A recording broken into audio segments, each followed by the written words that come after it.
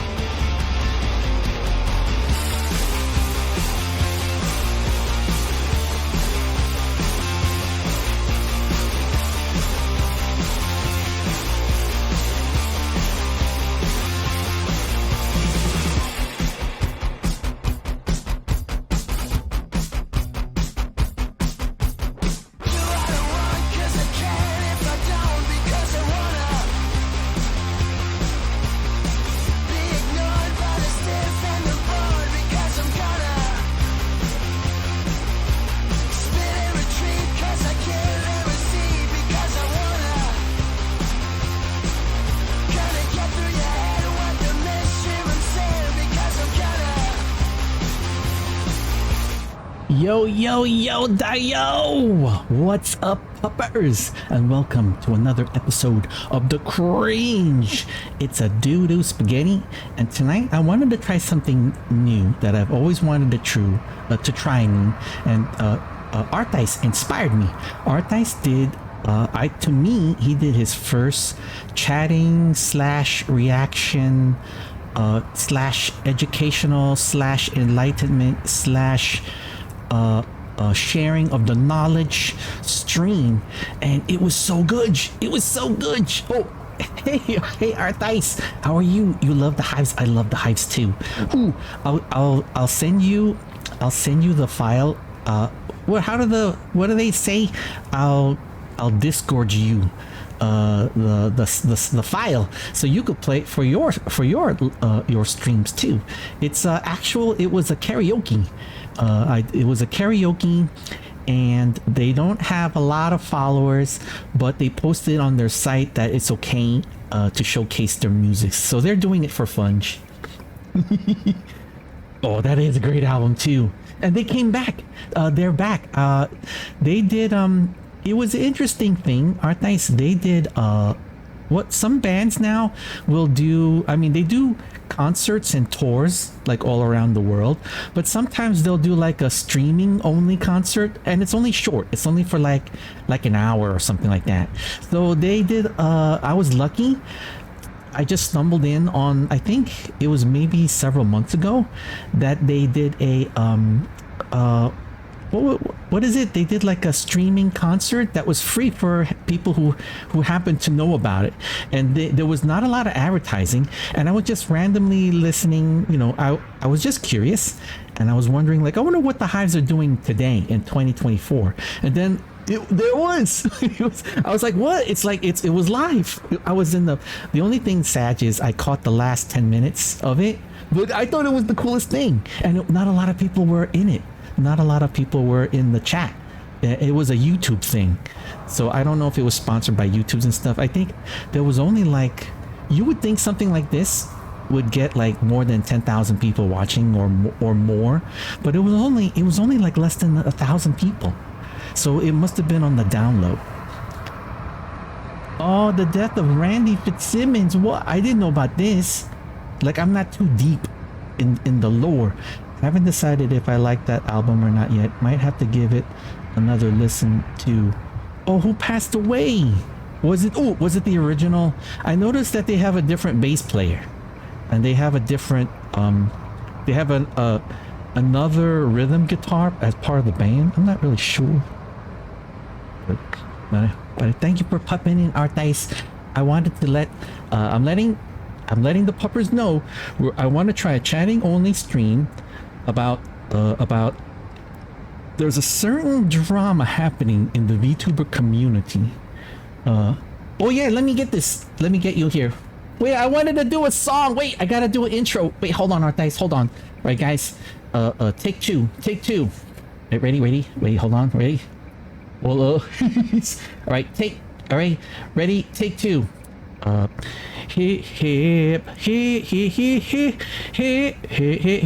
Here we are in a room full of chatters, talking about issues and VTubers of the day. Cause I want to talk to you, cause you may not want me to. Talking lots of stuff to do. VTubers of the day. Talking it out on the DooDoo Gibb Talk Show. Talk about issues. Talk about VTuber drama. Talking it out on the DooDoo Gibb Talk Show. Talk about lots of real issues in the VTuber community. All right, guys, let's get into the game room. Pop, pop, pop, pop, pop, pop, pop. Boing. All right, guys. Oh shoot! I wonder if I should play music and stuff. Hawkgod! Oh my God, it's Hawkgod! Welcome. First time chat, Hawkgod. I saw your belly rub. I wasn't streaming when your alert was there. And Omu followed too. Oh, I wasn't streaming when you guys do the belly rubs. But welcome, Hawkgod. Oh, let me get into the voice chat. Here we go. I wonder if Artice is gonna be. Are you gonna be streaming too, Artice? I'm just curious. Oh, you wanted to raid? What? You wanted to raid? Oh, you should, Artice.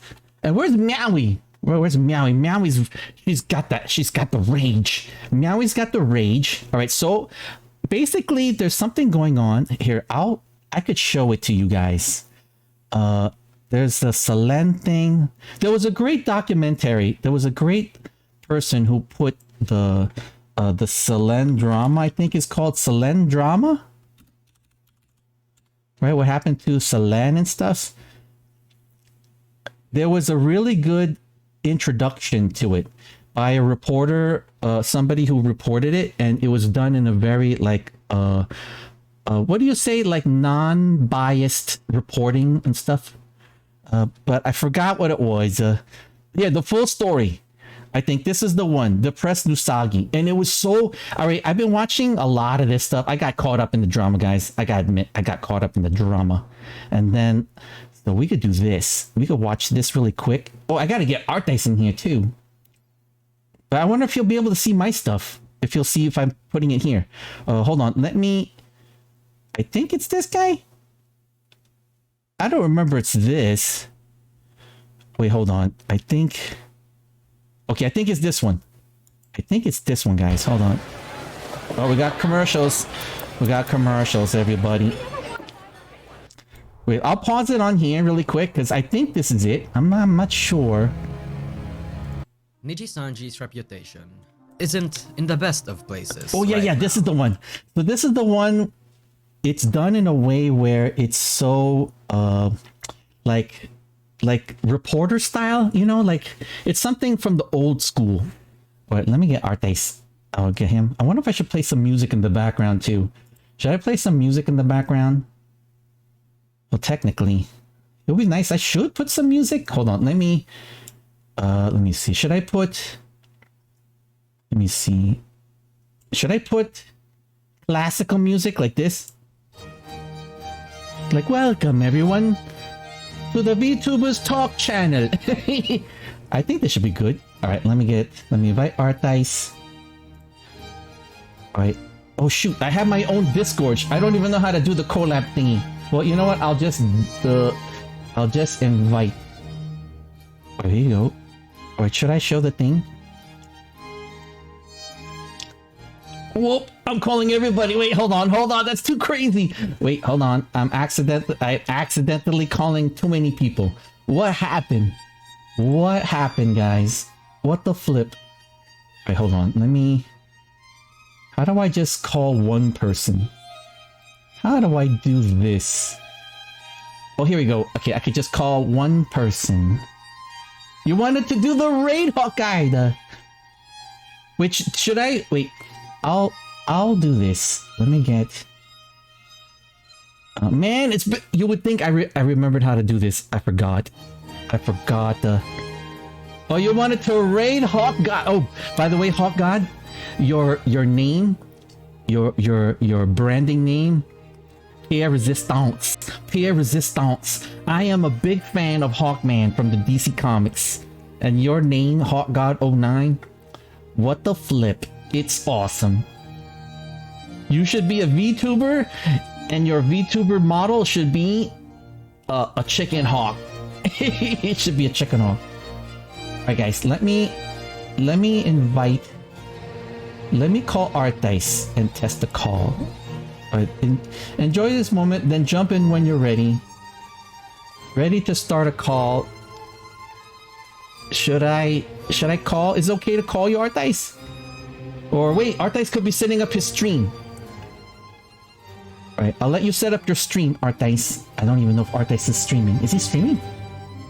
I'm multitasking. It's too much. It's too much multitasking. Wait, hold on. I'm clicking on too many windows. Wait. Wait, where's my Discord? Wait, let me close this. Click on this. I just tried calling you and oh, wait a minute. You did. Oh, hold on. How come I didn't hear the phone ring? Wait, hold on. Here we go. You missed the call. All right, how do I pick back up? All right, how do I didn't hear the ring. What happened to the doobly doob? All right. Oh, here we go. And then join call. Hello? Hey. Nice! Hey! How are you? I'm doing okay. Good. All right, here we go. Thank you so much. Thanks to you for trying this out with me. I was inspired by your chatting only segment. Let me see. My volume might be a bit high on your stream. 1 second.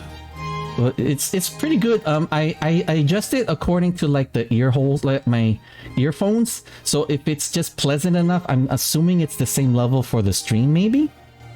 No, I just listened to the stream. It's very loud. Oh, really? Oh, all right. Let me lower it. Yeah, on my picture in Discord here, right-click it. Okay, I got you down to 90%. Is that good? Let's see. It's kind of soft to me. Still pretty loud. Maybe try 75. All right, I'm going to 75. All right, there we go. 75. Okay. Right, it sounds soft to me, but it's loud on stream still. That seems decent. Okay. It's very loud and clear still, but not as overwhelming. Oh, okay. I didn't know. Like, it's really soft, but maybe it's because I have it's kind of weird. Like, I thought that if I have it pleasant through my earphones, it'll be at least pleasant on the stream. Oh, wait, hold on. How do I? Hey, where's Meowie? We should give her a call. Hope she's doing okay. Oh, I finally found this was the right. I don't know if you've been into the drama, but there's so many like information and clips, and everyone's putting in their what's the word? The saying they're putting in their 2 cents.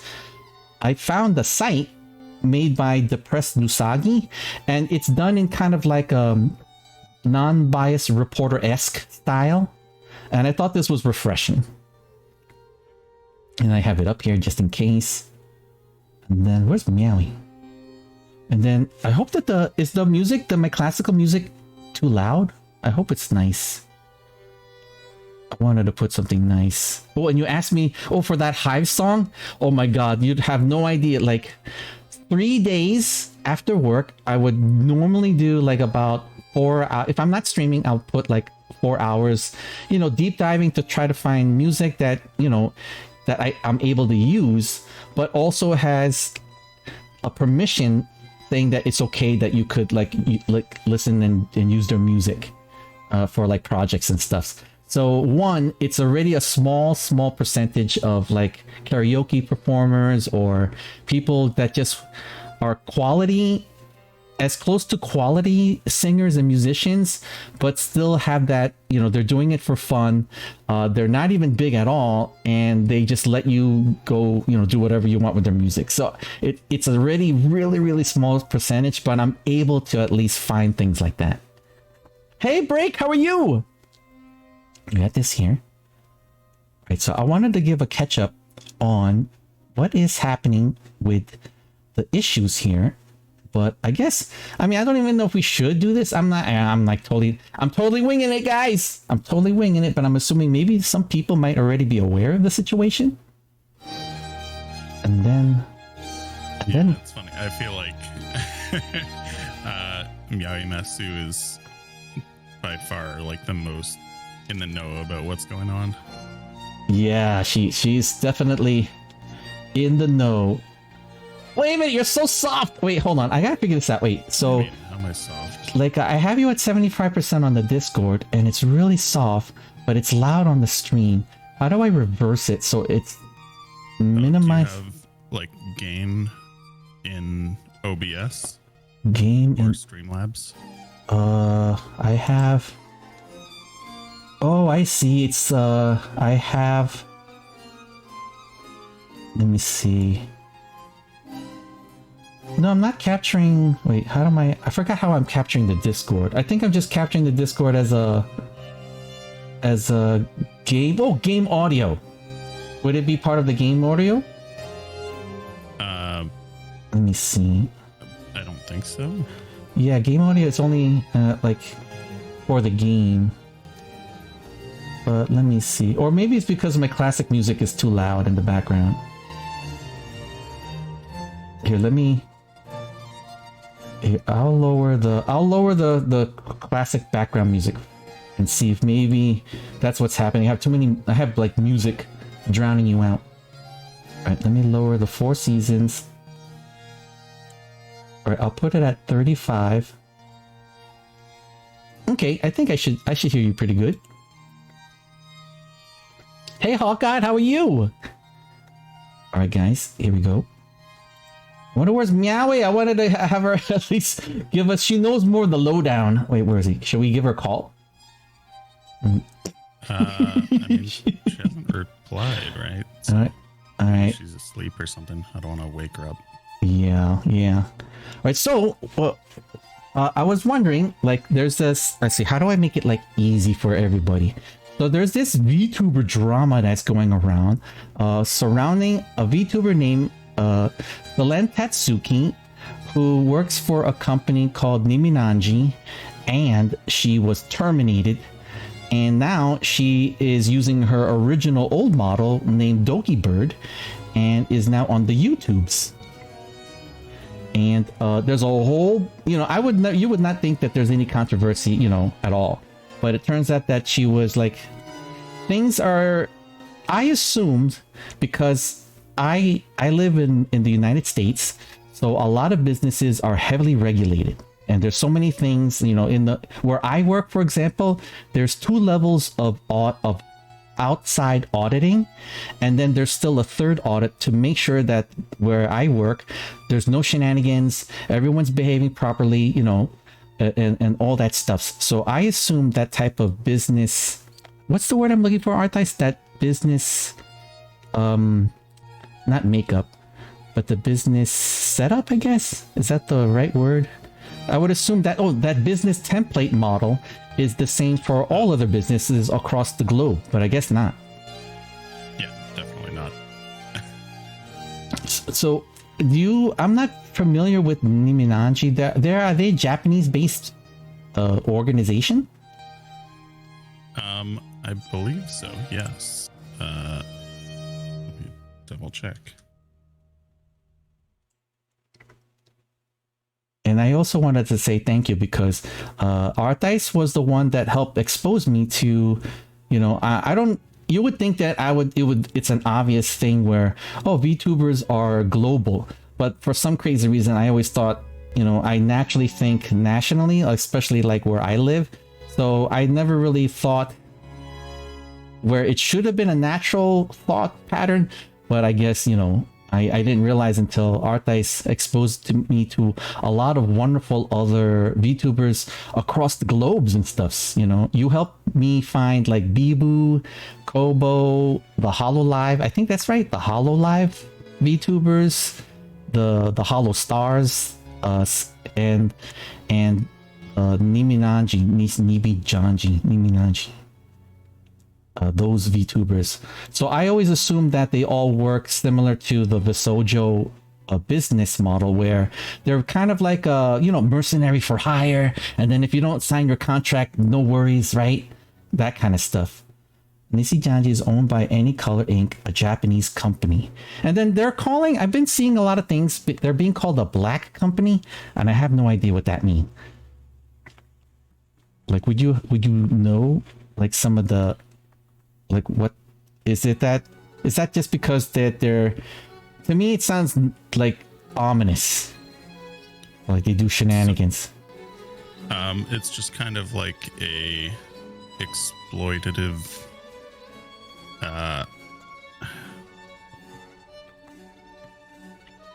I guess, how do I put it, you know how like the term sweatshops is like clothing related sort of or like manufacturing clothing. Oh yes, term. yes, I definitely know that term. Yeah, it's sort of just like a more broad term for like similar exploitative like companies. Oh, I see. But that isn't necessarily doing manufacturing. And then some of the VTubers, now I kind of feel sad about this because some of the stuff that's been going on is like, I thought that, or I would assume that everyone's friends in the same place that they work, but I didn't know that these are contracted people that are paid to be actors, so they might not necessarily be like wanting to be quote unquote like be part of the VTuber community like in a natural way, like how someone started, you know, like how Zentrea started from zero and worked to build like a comfortableness with her community, like that kind of stuff. I'm just trying to, you know, it's hard for me to separate, like there's a business aspect of it versus like how I've seen like some of my favorite VTubers, like they started out, you know, just having fun, and then somehow magically and through luck and through perseverance or somehow through artistry just somehow grew their brand, like grew into a brand, which resulted into a business, versus something that already starts out as a business, and then you never know what things, then a lot of negative things could also happen from a strictly business end versus a natural organic growth of a VTuber. I'm trying to remember if there was any exceptions to it for Nijisanji, but at the very least, the general rule is you don't bring in your own outside model / character. Oh, I see. You're hired on as like an actor, basically, to play the role of that character. Oh, wow. Okay. So the people who are coming in, they might not necessarily be like it's not a natural thing that they would want to be close, like keep their personality tucked away. Well, so typically it's hard to like hide your personality. Yeah, it is, right? So it's like they kind of synthesize like the character and design that they were hired for with their own personality. So it's like, for the most part, they're still themselves. I see. And then it's kind of crazy because... Oh, go ahead. No, I was going to say, it's funny though, because if you look at like debut streams versus how they are like a year later, most people in like these companies will have a complete like distinctly different vibe or like feel to their debut versus how they normally act. Oh, wow. Okay, I see now. Yeah, and I think that's like the main reason why is because they haven't really felt out their character and like how they want to portray themselves on stream, and then after a while they just kind of go like, okay, let me start acting more like myself. I see. Like versus someone that's already acting like themselves, and somehow that, you know how like you could be the model, the VTuber model, but sometimes the model becomes you, like that kind of saying. But I don't know. It's kind of interesting because, like, I always thought that, like, okay, so this is the one thing I don't understand. There's like information being leaked between like Doki's, Selen's like lawyer camp and the lawyer camp of Niji. How I see it, that if no lawyers do shenanigans, or else there's a chance, they don't want to get disbarred, and there's hefty fines, because I think there's like a lawyers guild or something like that you have to be a member of. No, it's called the bar. So you have to be a bar in the United States. So like, wouldn't it be natural? Like, I don't know why lawyers in another part of the world, like, don't they have the same stringent like code of ethics and like kind of like a bar like it to be a member of, and if they violate that, they lose. Don't they run the risk of losing the license to practice being an attorney forever? I'm not too sure about like even the bar, to be honest, but especially how that would work in Japan. I imagine there's like different levels of like being reprimanded, though. It's not just like, hey, you technically broke contract on this one thing, you can't practice law anymore ever, right? But it's possible that they might get sued or something. I don't know. Oh wow, like that's it's kind of really crazy. Like my take on the whole thing is that, one, it's interesting, right? Because it's drama, and have you ever in all your whether it's pre-streaming life, during your stream life, or after streaming, where you've seen anything I like to call the VTuber gate?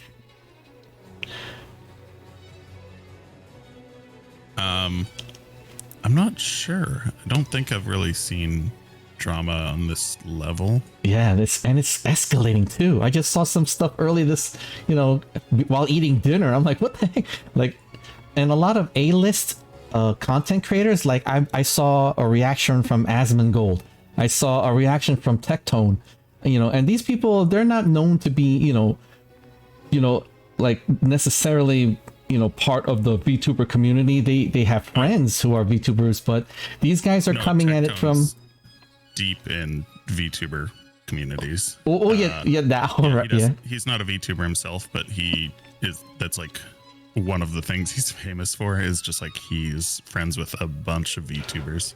Oh, I didn't know. I thought he just became friends with Nyan and Lord Aethelstan, and then that's how he became friends with everybody, like all of a sudden. No, I think actually one of the reasons why OTK sort of liked him is they were able to branch out and talk to more VTubers and stuff through him. Oh! On top of him just being like a decent content creator on his own, right? But yeah. It kind of gave them a connection to all these people like, Nyanners and Vey and Iron Mouse and all this. And I think through him is how they actually ended up inviting them to... I forget which game show it was that OTK and Mizkif was doing, right? Oh, they appeared on a couple. Yeah, I remember they were doing like a VTuber singing contest where the winner gets, I think, like $200, and it'll go to the charity of their choice. And that's how I got exposed to Tectone. Like, I would have never known who this guy was unless it was like part of some kind of charity event, or he happened to be part of an event involving like a bunch of VTubers.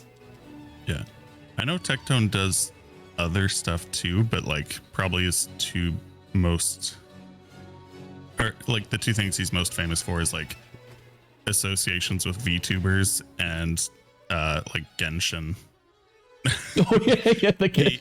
He has like infamously spent a crazy amount of money on Genshin. Also, okay, I'm beginning. When I saw Tech Tones, and he's very vocal with what's happening. I mean, like it just popped up right after he did a reaction of Asmongold's reaction to the Selen thing, and then he even reacted to Tectone reacted to his own reaction because he had further thoughts that he couldn't think at the time because he was running hot. And I love the way he's so like emotions on the sleeves kind of thing, kind of a guy, and I love that his community. I feel like kind of like chaotic energy from him, but it's hyper focused when he sets his eyes on something, especially when it involves friends, like in the VTuber community. I'm just curious, like imagine like what would happen if, like, I don't think, do you see that this would affect like I guess like us beginner VTubers, or it's just an interesting thing that hopefully might change the landscape for the better?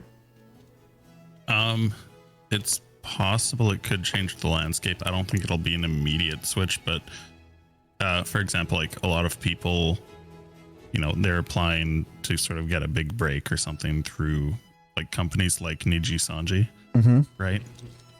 And it's possible a lot of people might consider not applying for the company if they know more things about like behind the scenes drama and like how their talent might be treated or information about their contracts and stuff. I see. Did you see what happened with it had all this drama had an adverse effect on the share price of the company? Isn't that crazy? Like, did you see that thing? I'd say it's crazy. I think it's like they're one of their more, at least from like our side of things, like public facing things that they're known for, right? Yeah. The big famous entertainment front of the company, really. Oh my gosh. Yeah, I think when I first saw this, I'm like, what is happening? Like, I think a week ago, there was like a 140 mil drop on the share market. And I looked when I was having dinner, it's hit like 156 million dollars. That's maybe it might not be a big effect for I don't know anything about investing or share markets or the what do they call it, the bull market and oranges. You got to buy oranges, you got to sell. The Eddie Murphy movie where you got to sell the oranges, you got to buy the oranges. Trading places. Yeah. Yeah. That's how I see the market. And then everybody's always yelling and they're writing on papers.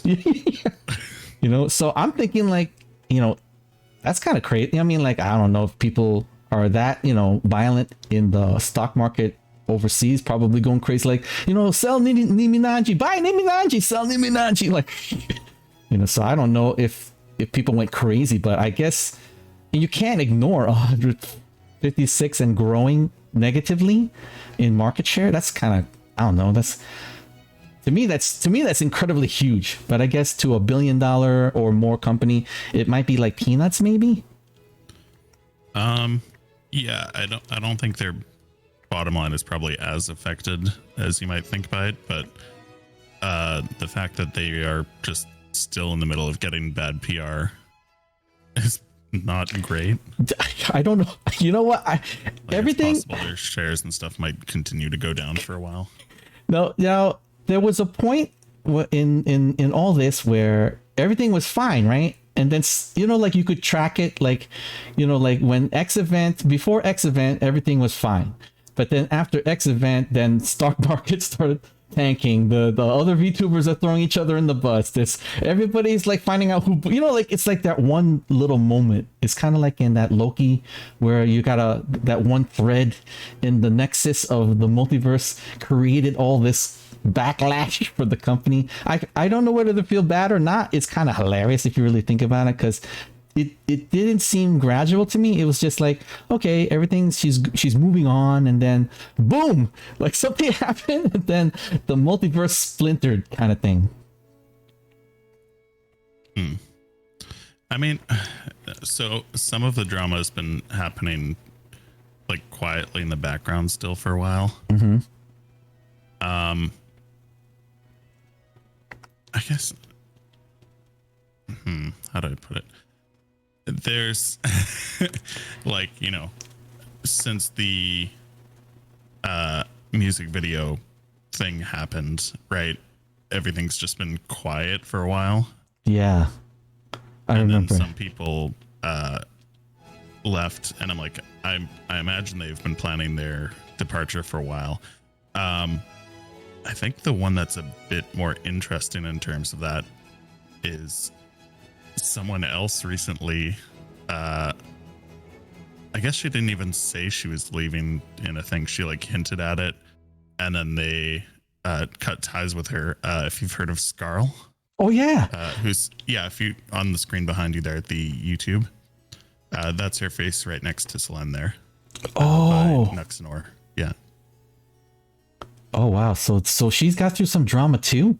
Was she friend or foe? I hate to use those terms, but it seems like everyone's drawn the line now. Foe? Like friend of Selene or Docky? I'm not sure how they were, like, or how close they were personally or anything, but it seems like Scarl is definitely on her side of it. Okay, so she's like anti-establishment. She's like a rock and roll kind of girl. I don't know. I mean, there's plenty of reasons for her to like want to consider leaving, right? But yeah, it's. I think she was hinting at some stuff on her like last day or so before they terminated the contract with her. Oh geez. Now in terms of termination, and I still having a hard time wrapping around, they lose the image, the merch, like it's like basically they're disassociated from the model, I guess. I don't know how that works. Like, yeah, my understanding is, at least for everything I've seen so far from different talents, is the company owns the model and like the rights to the character. oh wow. And then all like merchandise, toys, things like that. Yeah, they handle that. So it's kind of like a Disney, like it's like they hire you to be like, I guess, to be like a Mickey Mouse, and then if you do shenanigans, goodbye, and then but we still have Mickey Mouse. Yeah, exactly. Okay. But typically, because of the way it's actually made, the character and the talent are so like interweaved, and it's not like they can just be like, oh, let's hire someone else to voice them. It's like, no, this is like, Oh, I see. it's the personality, it's the talent, the voice, right? So Yeah. you can't just swap them out with another person to manage the character. I see. Oh wow, that's even Then more it's like, tricky. oh, okay, you're out. They graduated. They were dismissed, or we ended contracts with them. Oh wow. Okay, I see. Now is this Typically, if they don't get a graduation stream or something, it's almost safe to assume there was some unpleasantries going on behind the scenes. Oh wow. Okay. I see.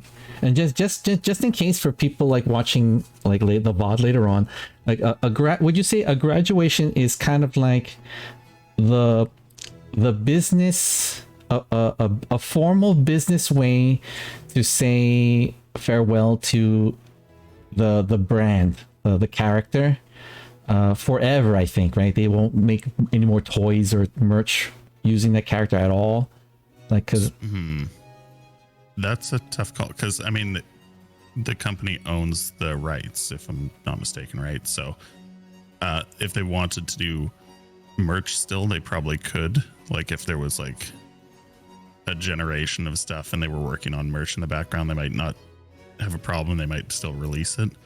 But typically, if there's no like graduation / ceremony like that, okay, they're probably going to want to distance themselves from that character really fast. oh, Just I see. cut them out as much as possible. I think I heard a little bit about won't say who mentioned it, but that it seemed like they were pushing off Selen's termination for merch reasons. Oh wow. Like, I'm not sure about the source on that though. Yeah, I also was watching something. There were many things before, like the beginning of the drama, where it's like small little moments where she was hosting an event and she used her own money, and then the company canceled it. She wanted like interesting like merch. She funded it, so to get the ball rolling. So she understands that it takes time to get manufacturing and shipping and placement of items to go. So she's trying to be ahead of the game, right? And which I can understand. And then the company, of course, you would think would reimburse her, but I heard things where they shut that down, and I assumed reimbursement. Turns out none at all. None at all, at least, which is kind of shocking. But it's also, like, you understand. I mean, on the one hand, God bless her. She's trying to create things new, make things fun for her community, for her own community, much less for people who enjoy VTube stuffs. And then, out of pocket, I don't know why you'd want to do out of pocket. Like, if I'm so used to where I work that I would not do anything unless it's actually approved by 2 layers of, external audit, and then final approval by HR, and then final approval. Like, that's how I'm used to, Yeah. So the thing about that is kind of weird, because I do actually understand like why she would do that. And it's just because, like, when you're independent, it's like, yeah, you pay for all your stuff, right? Yeah. Like, you manage that. The problem is, since she's working with a company, they're taking like money out of her pocket effectively, right? Yes, that's so the fact that she's having to like pay for all of that stuff on her own was kind of weird. I don't know in the background like if they were just refusing to pay it, or if she was supposed to be reimbursed, or what. But yeah, she was paying for a lot of stuff out of pocket. Yeah, and it turns out it's too much out of pocket and stuff like that. And then the funny thing is, like, I think she said in her last year, she ended up not making any profit. yeah. She just spent all of her money. She spent all the earnings and stuff, or I think they call them royalties from that end. Her royalties or earnings. Yeah, just her earnings, I guess, right? Now, what's really interesting is, I also saw that she, like, when she was Selen playing the using the, or I don't want to use the word using, when she was Selen, she would do like events, like approved the events that got approved. She would obviously, like, you would speak with like the sponsors or companies with that are manufacturing like the goods for the company, and it turns out that like she made a wonderful impression with some of like the business people of those companies, and those companies pulled away or removed their contracts with Niji Sanji. So how crazy that her personality was nice enough that they saw what was happening to her, and they said, you know what, we're going to pull our partnership away, because we don't like what's happening to her. And she was nice. She was like the nice go-between like there's like the spokesperson that bridges the two companies to do collaborative work or partnership. So it's interesting that like I think that's what was the cause of a lot of the market share drop.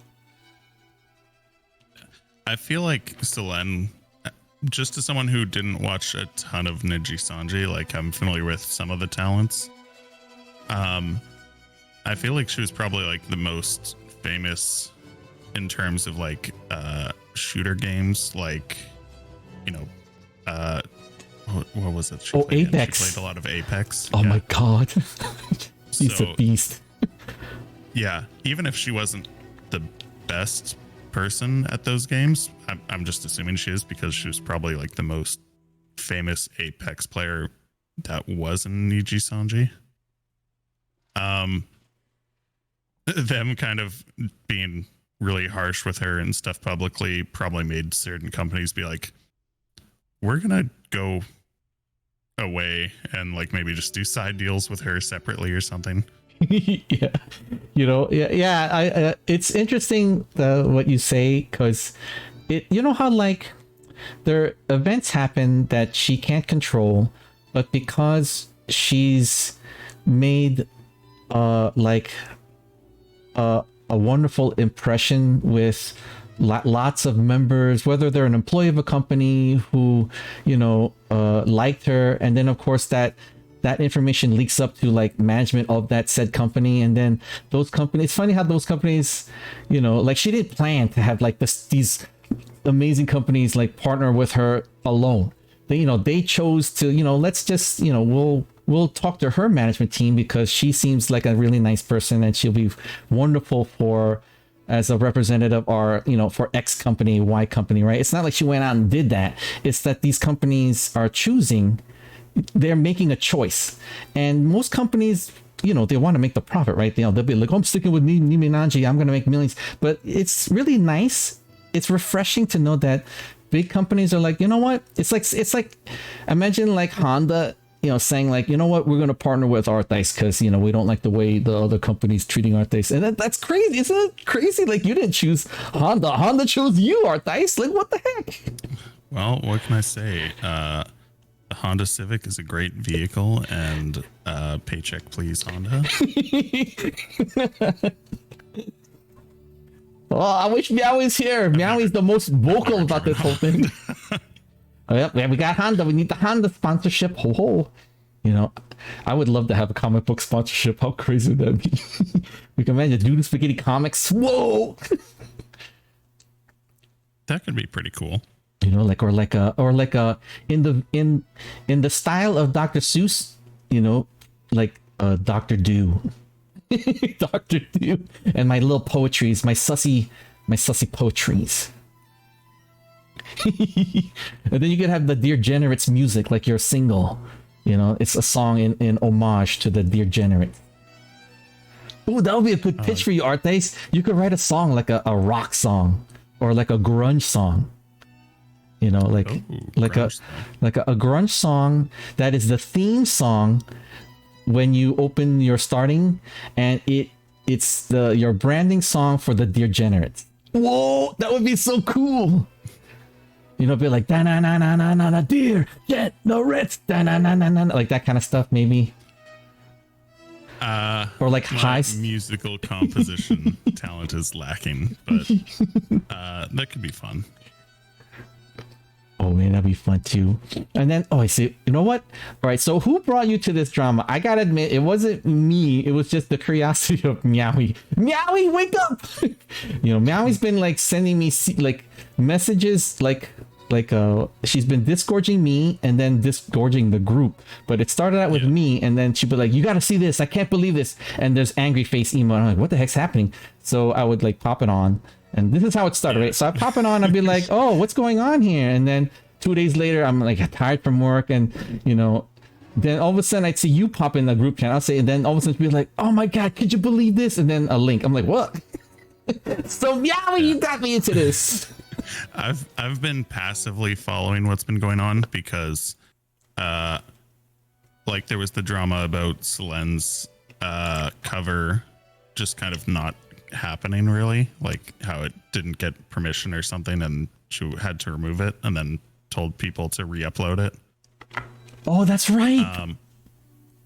But shortly after that, a couple of like big faces or names in Niji Sanji announced that they were leaving, right? And they had graduation ceremonies or whatever. And so I've been just like for the past month or two being like, oh damn, they've lost like 3 major talents. Crazy. And were these some of the people that I probably watched the most in Niji Sanji? Oh yeah, that was about to ask. Were they ones that they were your favorites of the group? They're definitely up there as like some of my favorites, or at the very least, they're the people I probably see the most content out of. Right. I recently discovered them through you, and it's for me. It was the Palmu Selen Minecraft moment where, you know, like when I play Minecraft, I don't do the coordinates. So you know, you have to learn how to get back home. So they somehow their server didn't have coordinates, and they went through a portal and got completely lost. So the whole stream was just them trying to figure out how to get back home. And that was the most hilarious content I've ever seen. And then Palmu's gone. Darn it. Yeah. Ooh, did I give you the secret link? I discovered that Palmu did some podcasting. I didn't know about that. I'll disgorge it to you. Like it was, I was just having dinner. Like I got home like today, and I was just like randomly looking for stuff, and I was just wondering, you know, is Palmu, you know, what's she doing? Like, is she on YouTube and some stuff? You know, just because I don't know. And then I saw something. It only had like maybe like 5 like people in it, so it was something you would scroll really quickly. But I saw, and it didn't have anything, no words with Palmu in it, but it had at the end of a really long sentence like Palmu. I'm like, huh? Like I would have missed it. But so I clicked on it, and it's nothing but podcasting, and all she is just like doing her podcast, talking about the game she's playing. And then as I'm listening to it, she says, "What's happening? Where did all these people come from?" So I'm assuming that, you know, it was like she was doing it live, and then people somehow found out and flooded a podcast. And she's like literally saying, "Why are you guys here? There's no, you don't see me, you don't see it." She goes, "You don't see it." And then she's laughing in between, and she's like, "And I'm just talking about, you know, the game, and you know, you don't even see the game." And then more people, I could see like, oh man, why more people keep coming in? And then I can't see chat because it's podcast, and I don't think you could respond in a podcast, but people stayed, and I knew, and I could feel her smile coming through the audio, and the audio was all right. It wasn't even like the perfect audio. So that tells me that she did this just spur the moment, right? It wasn't like prepared to, you know, like how your audio sounds like sexy audio. It wasn't like sexy. It was just like, you know, normal Xbox headset audio. And I'll send you the 2 links of it. It's very charming, you know, like how she was completely surprised that people would come in, you know, for a podcast. And she knows, I think deep down she knows that they're her, what was her community called? The Pomerites? No, she had, what was the name of her community? Not the Pom Poms. She had her own community name. Oh, I can't remember it now. I should know it, but I had a rough day at work. It was rough. Sorry, guys. I'll probably remember it like off stream or something, and I'll be like, "Darn it, it's that." It's bugging me because I should know this as well. I've heard it. Yeah, I remember Dragoons, and I remember. I know it's part of her name, like it's home. Oh, the Rain Puffs. I thought it was the Rain Puffs, or the Pomodachis. Yeah. The Pomodachis. I remember now because they snitched. They snitched on Selene when Pomo was stealing her Minecraft items behind Selene's back, and then Selene. And then Pomo was like, you know, like she was blaming the Dragoons for snitching, and then Selene goes, "The Dragoons can't snitch on me. They love me. They're mine." Oh my god! You know, I got a real sense between Pomo and Selene. I mean, I could only judge on those two. I think, is Finana part of Niji? Like Finana? Yeah. So I enjoy Finana a lot. And who else? There's Petra, and there's Sana, I think. But Sana was graduated too. Yeah. Well, so one thing that I'm not too sure about, I need to like look into it more, or probably just let Meowie tell me. But yeah, it seems like either they're somehow involved in it, or they are just sort of like speaking for the company like as the representatives in a way that is not exactly pro Selene. Oh, that's right. But yeah, it seems like they released a statement that was like not too great, and yeah, it's getting worse. Wait, so but like I'll add to it. So what I found out is that okay, so this is how I how my experience, or I guess through the Eddie Murphy movies, and I work in the industry where there's, you know, a lot of like attorneys and stuff like that, where if there's attorneys from one camp obviously communicating with attorneys in another camp, and they share confidential, you know, HR documentation. So if anything gets leaked, which is very rare, and if it does, I've seen stuff where, you know, lawyers get disbarred, they get hefty fines, and they could never ever practice again, and, you know, like that kind of situation. So I found out, or at least from what I've seen, is that Niji law attorneys purposely or not leak their documentation to their employees, and the employees are making public statements. Shouldn't it be the lawyers the one making public statements, not the employees? I think they spoke with lawyers before they released the statement, because in their statement they did sort of say like, you know, beyond this it's up to the lawyers and stuff. But from what I could understand of it, what was happening is the document that was sent from, I guess, Doki Bird, but Selene / Doki Bird, to the company. So it was between her lawyers and the company's lawyers. Yeah, that's, to me, that's kind of unprofessional, huh? It might have mentioned some people in the company's like livers' names, like actual IRL names, because it's of course like a legal document, right? Yeah. And then they sort of said like, hey, we don't like that, you know, this document has personal information about us in it.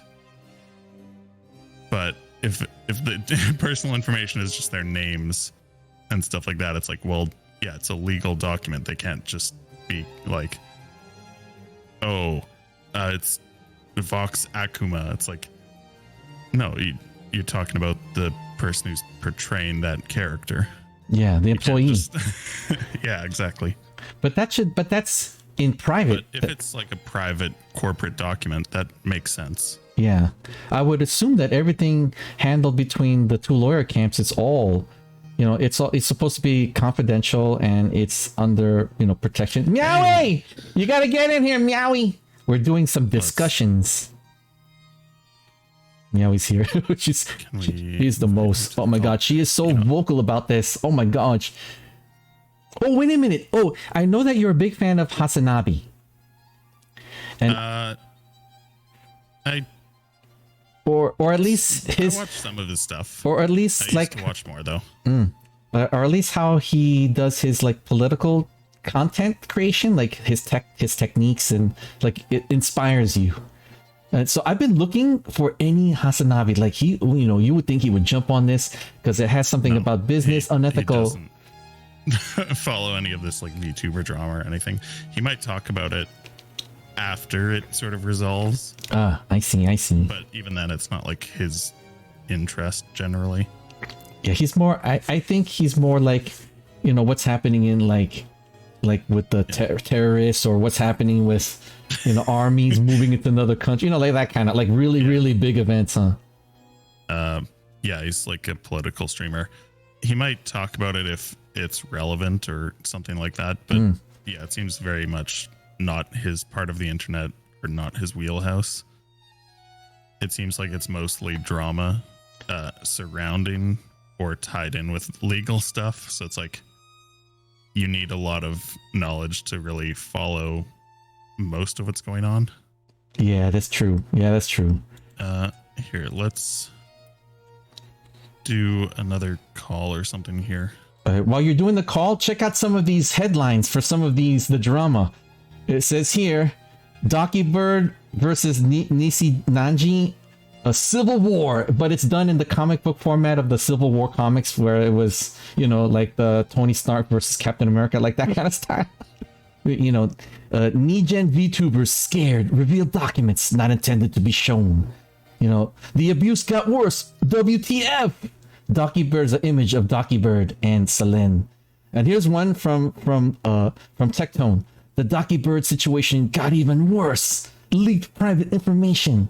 And a sad face of Tectone. Here's my favorite face. There's one where it's Asmongold like rubbing his temples as if tears are coming out. Where is it? I'm trying to think right here. Okay, never mind. I created the group and then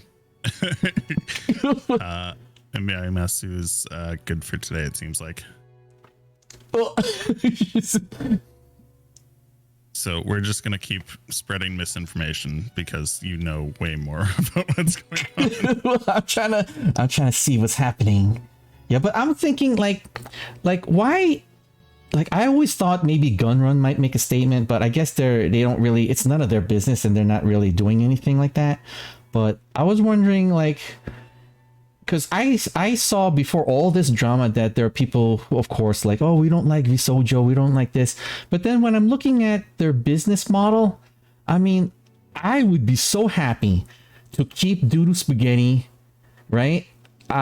And you know, have somebody like, you know, like sponsor me or be part of a company, and then I could continue DooDoo Spaghetti, and then you know what, I want to try something else, and you know, whoa, I still have my assets, my hot tub, you know, like I think that's great, you know. So I don't know why, you know, I don't understand. Like there was some negative parts of Visojo, but maybe a lot of people assume that their business model is similar to the European business model, maybe? So some of the major differences you see with like Vshoujo is, I think it's still like the majority of their talents came in as like independents and already had their own model and stuff. And then if they choose to leave, they keep that, right? Yeah, and they could keep like their merch. More of a they have a lot more focus on like talent development too, rather than just, hey, let's throw a bunch of people out, like shotgun spread approach, and whatever sticks we'll just like kind of make it profitable. Because you'll see there's a lot more instances of like Niji Sanji, and I think even some in Hollow Live, where it's just like, okay, if this section isn't super profitable, like we'll just cut it. Oh, that's right. I remember they cut off the first wave of like the Indian VTubers. So the Indonesian branch, the Indonesian. If I'm not mistaken, it got sort of shut down / merged with the Japanese branch.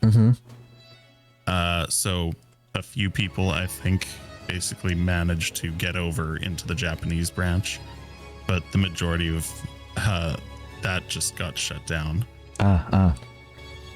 Yeah, and it seems like they have a lot of problems with like management issues and stuff too. Like it doesn't seem like, you would think that they would be more like if I was gonna do, like if we were gonna do a business like this, like we were gonna be like a org or something like that, right?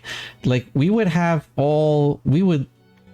know how to run. It's not like we wouldn't know what to do, right? Like management issues should be a non-issue. You know, like, you know, hire your audition your talent. If they make the cut, they're in. Make sure that, you know, you take good care of them, right? You know, we're sharing in the profits, or you get a small cut, we get this, and then when the 6 months comes in, do you want to continue or not? And then if not, then you could go on, and then we'll maintain everything, but you know, we'll give you like a not a bonus, but like a goodbye bonus, I guess, so that way you have money to buy another VTuber model, not just like leave you hanging. They have no interest in what the actors do once they leave the company. If anything, it's more likely a liability. Aw. So I don't think they're super interested in like giving them extra money on the way out. Oh, not even like, here you got a nice model to use or something. Like a... Oh, that's sad. Oh, but on another note, with a totally different tangent, like, when Nyan left Masojo, like I don't think they've done a collab. I keep waiting for her and Mousy and Lord Athelstan to do, a collab, but I guess everyone's too busy now. Yeah. Well, I mean, I think, even just realistically, like, I'm supposed to be playing something with Dom on Thursday, I think. Mm-hmm. But it's just hard to like keep up with everyone and like try and schedule collabs and stuff. I imagine it's extra difficult if you're someone who has like that level of celebrity or something as well too, right? I'm sure you have plenty of people to like do collabs with. Yeah, and then like she probably has a management team. You have to have some priority to doing events with people in your own company as well. Oh, that's true. Yeah. Like, and and I have to, it's a good thing because like I think before Visojo Nyanners, didn't like doesn't she have like 1 million followers now? It's like before she didn't, but now it's like it's huge, right? And then even Lord Athelstan, I was watching Lord Athelstan because of the Speak of the Devil with Mousy, and I was in his chat when the chat was only like 6 people, and he's just crazy big now. Like just like 4,000 is crazy. Like it ended, to me it ended up being a good story, but it's also sad because everyone's busy and stuff like that. But you never know though, right? You never know if they might, the old gang might come back together to do some fun stuffs. Well, I mean, in terms of like Athelstan and Yanners, right? They both already like were doing a lot of like collabs together in that. Mm-hmm. But since they've made their relationship public, it only like continued, obviously, right? And then she started doing like IRL type content too, so they were able to do even more weird, fun streams. Yeah, I can't believe that Aethel gave her like, or she got the confidence to do a little bit of IRL, to do some flesh tubing. Yeah. I'm not sure if it's something she actively has too much of an interest in, but as someone who did some stuff before switching to like VTubing, I can say a lot of ideas are easier to execute when you don't have to do it through a model. Oh, yeah. So, yeah. Like they've done weird streams since they were, even when she was just like, I'm just wearing a mask or whatever, like an outfit. But just being able to like do streams where she's like moving around and like they're shooting Nerf guns and stuff, or doing the cooking streams. Oh, I love the cooking streams. When you're not having to do it through VTuber model, yeah. Or my favorite where Lord Aethelstan's always like, you know what? I've been in a relationship with her for what it's a perfect quote. I've been in a relationship with Yan for 1 year, and not once did I ever see her poop. He goes, I go in there and I sniff, I don't see any evidence, nothing. I don't know, whatever she does, she cleans it up good. I'm sitting there, what the heck? All he wants to know is whether she poops or not. And I don't think he's ever found that still. Like he still talks about it. He'll be like, you know what, guys? Another like month, nothing. I don't know where she goes. She probably does it outside the house. I don't know, because I don't see any record, no evidence. And he does tricks. He'll purposely put no toilet paper in one room to force her to go into the other room, and even the toilet paper there it's unused. Like what? I'm not a huge fan of that. it's so silly though. I'm more of an enjoyer of like the MGGP joke. Oh, yeah. Okay, I remember that joke. That's funny. Oh, and you saw that they got a new pupper. They got a little doggy. Yeah, I haven't seen the video yet, but I saw that. Yeah, they had a video saying like we got a dog. It was so cute. And I'm like, I thought Aethel already had a dog. Maybe another one. Maybe they got 2. the Bradley to get the. Yeah. What happened to Bradley? I was wondering. I you know what? I never thought of it until you brought it up just now. Now I'm gonna probably look for some footage and like, where's Bradley? What happened? What happened? So, I mean, I'm pretty sure he doesn't actually have a dog named Bradley. It's just like a generic PNG. Wait, you think we got trolled all this time? Like all this time, I thought that was a picture of his real dog. Got trolled. No, I'm pretty sure it's a stock image.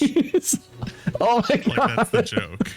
Oh, so the real dog is the brown one, and the Bradley is the VTuber. The VTuber dog. Yeah, no, Bradley's just like a joke stock image on his channel. Hey, you know what? That's a pretty good idea. You could put like your pet, and then on your stream, and then like, oh, this is my pet, and then people might think like, oh, I already have a DooDoo spaghetti. It's what? Oh my gosh! Oh, wait a minute.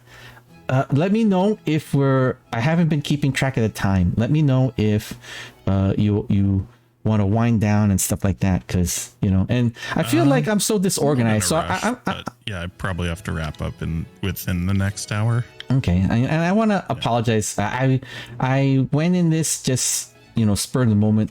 I didn't have any prepared. I'm just showing the videos of all the content that we're not even watching the videos. You're just showing. Yeah, I'm just sure. So in case this, like VTuber smacks down, right? Like I'm overwhelmed, says Selene. Docky Bird. Now they can trying to move forward. I was mismanaged. Oh, here's a new one. Docky Bird's manager, which she always calls. We don't know who the manager is.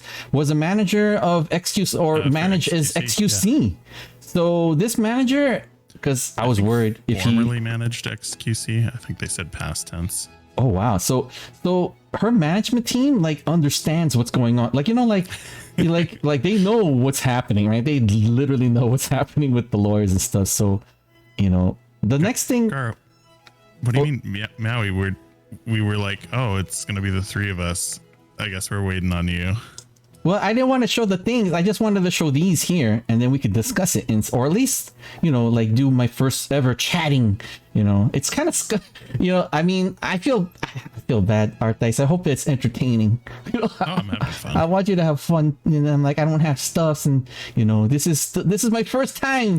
I've never done a chatting politics, talking about VTuber issues and the drama and the stuffs.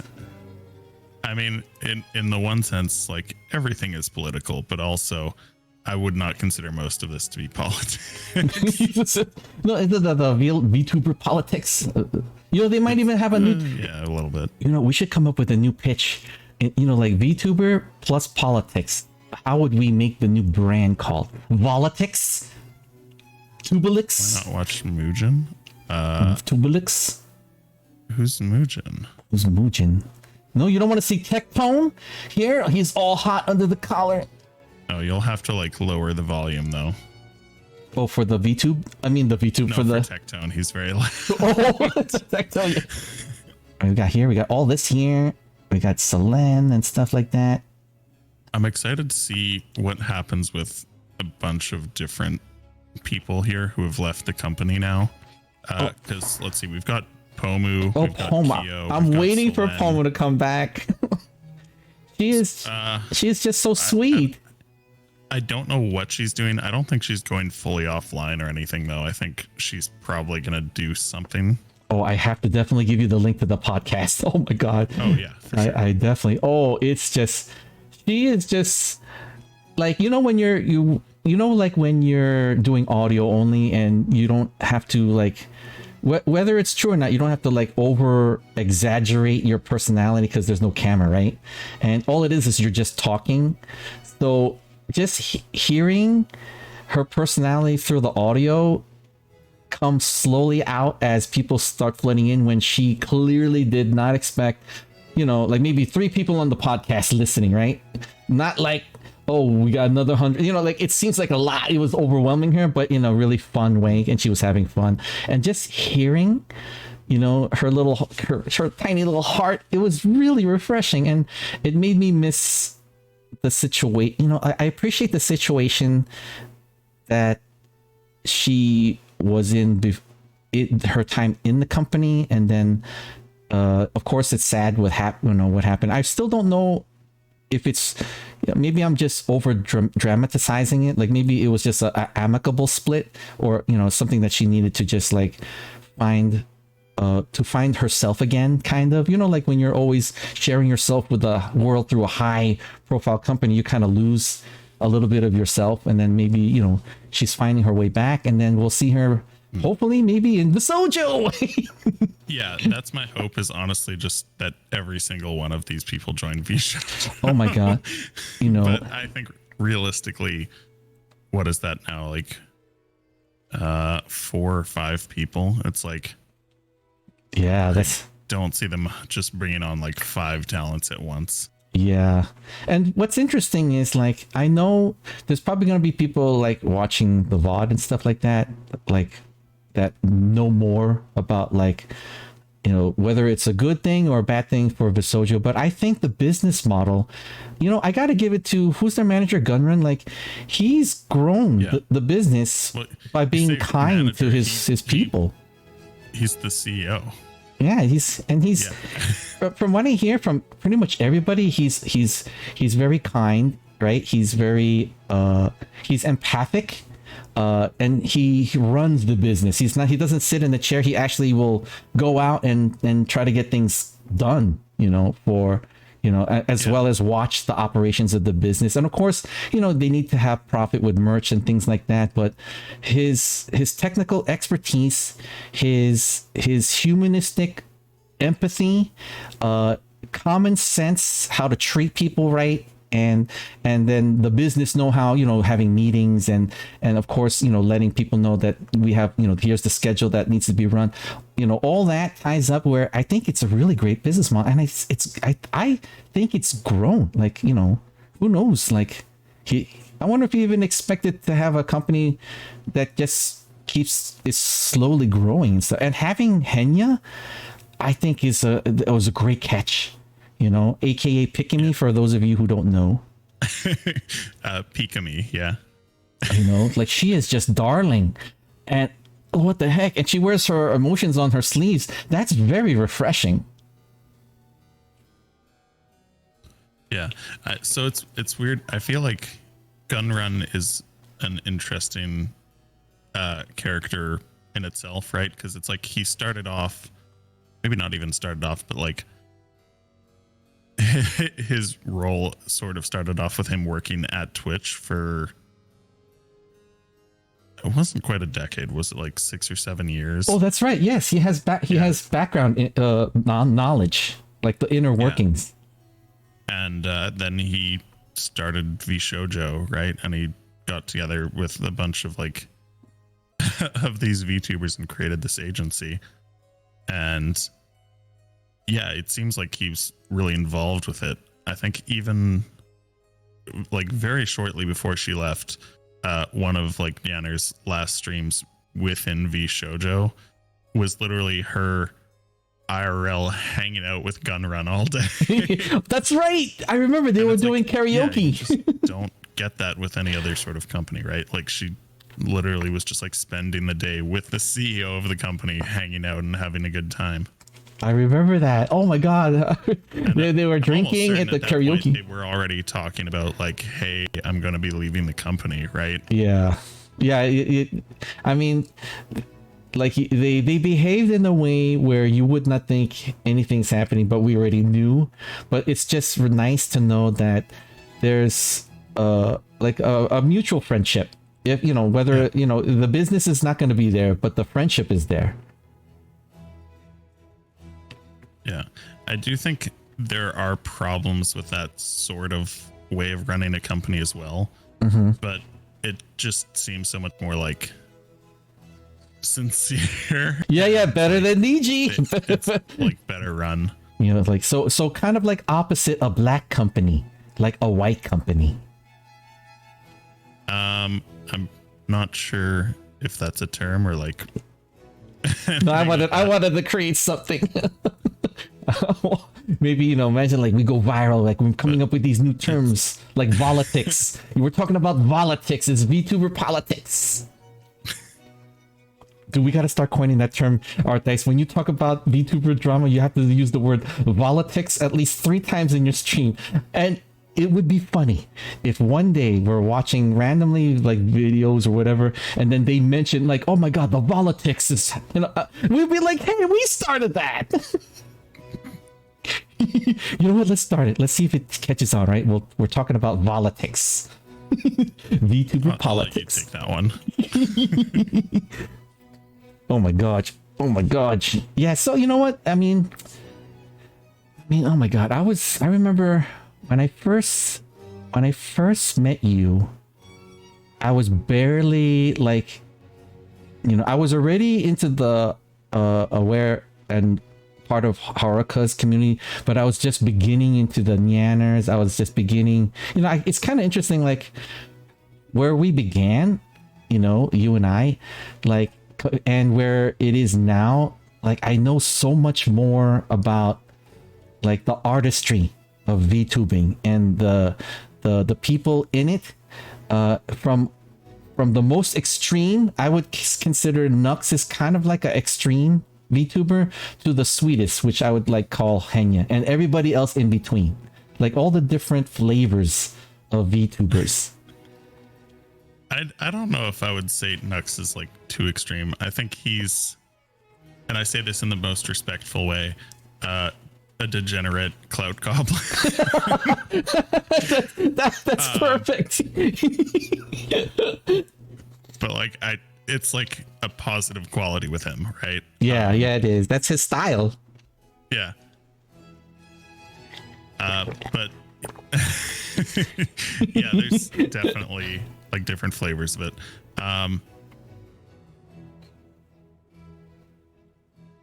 Yeah. Right. And you saw that Connor even wanted to pipe in.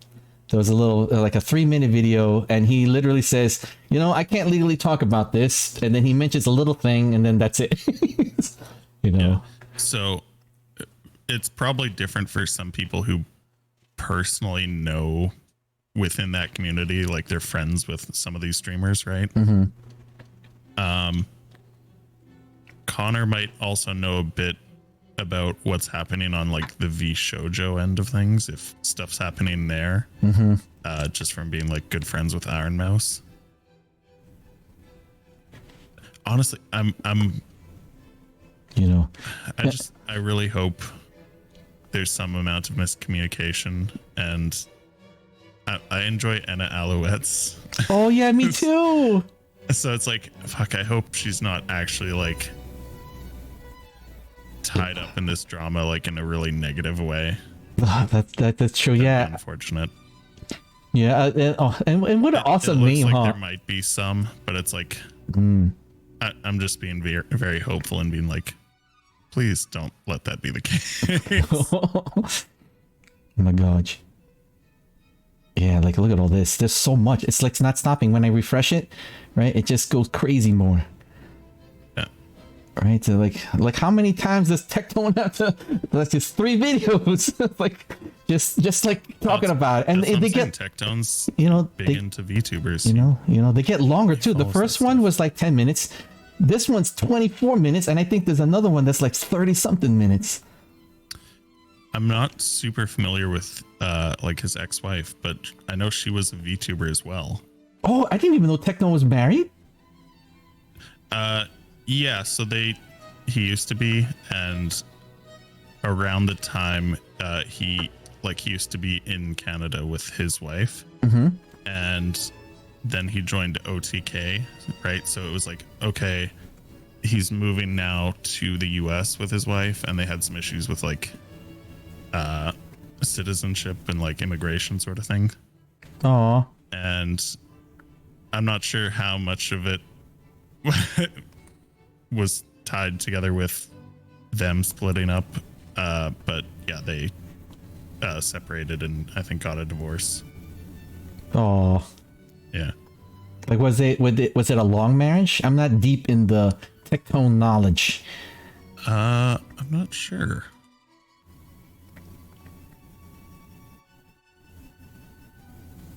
Let's see. Oh, look at this one. Here's a new one. He managed XQC. Donkey Bird's manager is very qualified for the job. Extra. Oh, I think it might be like a 10-year marriage. That really fucking sucks. Jeez. Oh man. Because when it's that long, you know that it started out with love, right? And then it's somehow they just, maybe the fire just was still there. The fire was gone, but the embers were still there. Oh my god. If this is true. Yeah, no, it seems like they got married when they were like 18. Aww. High school sweethearts. At like 28, they got divorced. Wow. So they have a lot of adventures in history. Yeah. Well, it's funny because the reason why I actually think I found Tectone in the first place is I was looking up information about a chair that was sold at Staples, but it was in Canada only. Yep. And it ended up being like the same chair he used. Whoa, that's cool.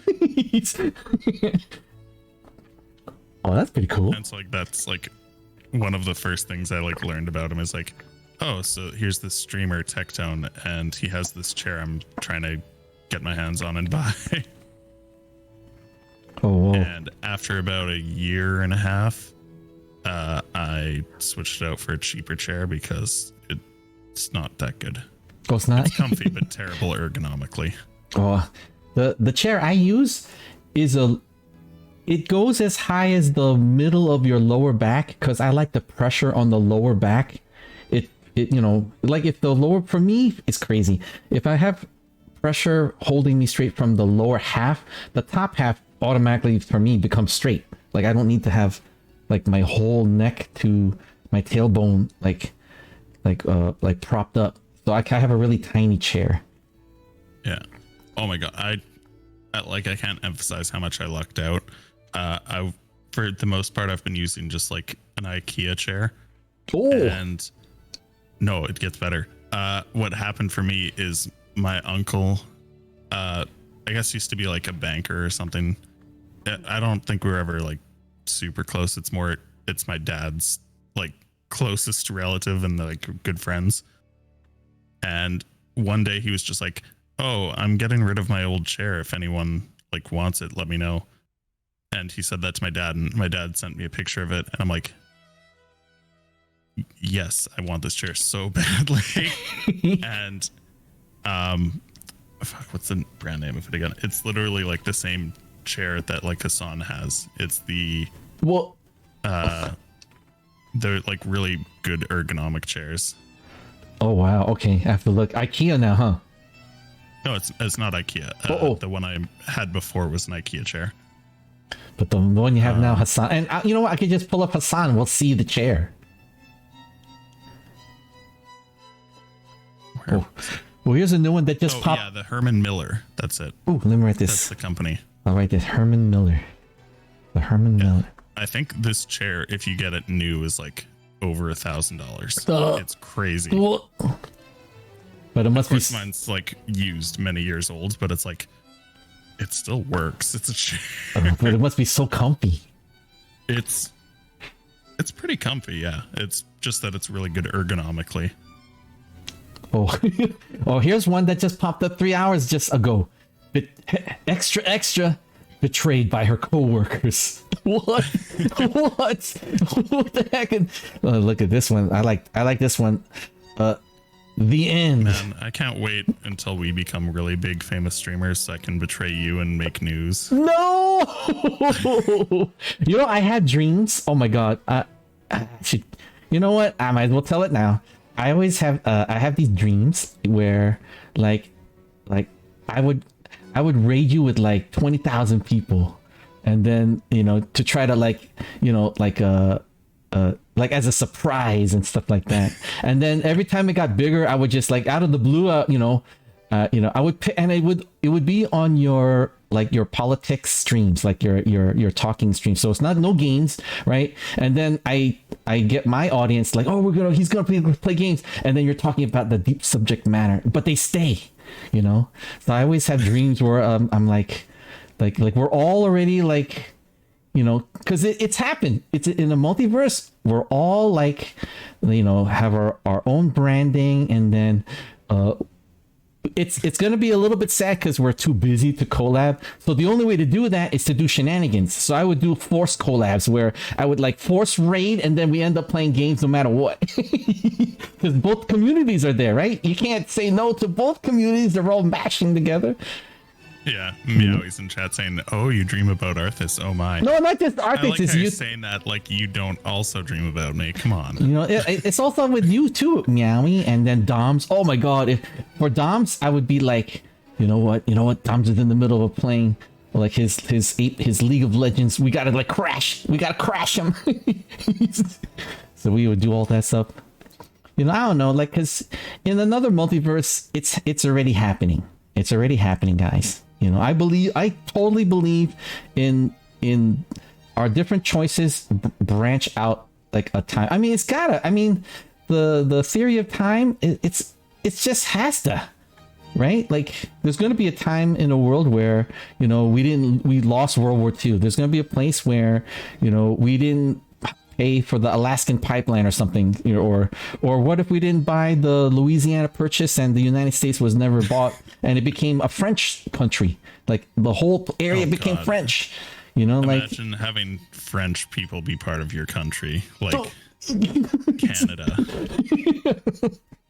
Oh my God, like imagine we're still here, but imagine like this is not the I'm not in the United States. It's a French. It's like all of it is by the Louisiana. What's it called? The Louisiana Purchase, I think, when they bought it from. I believe so. I'm not as knowledgeable about American history. You know? So in another multiverse, I'd be like with you talking in French, like like that,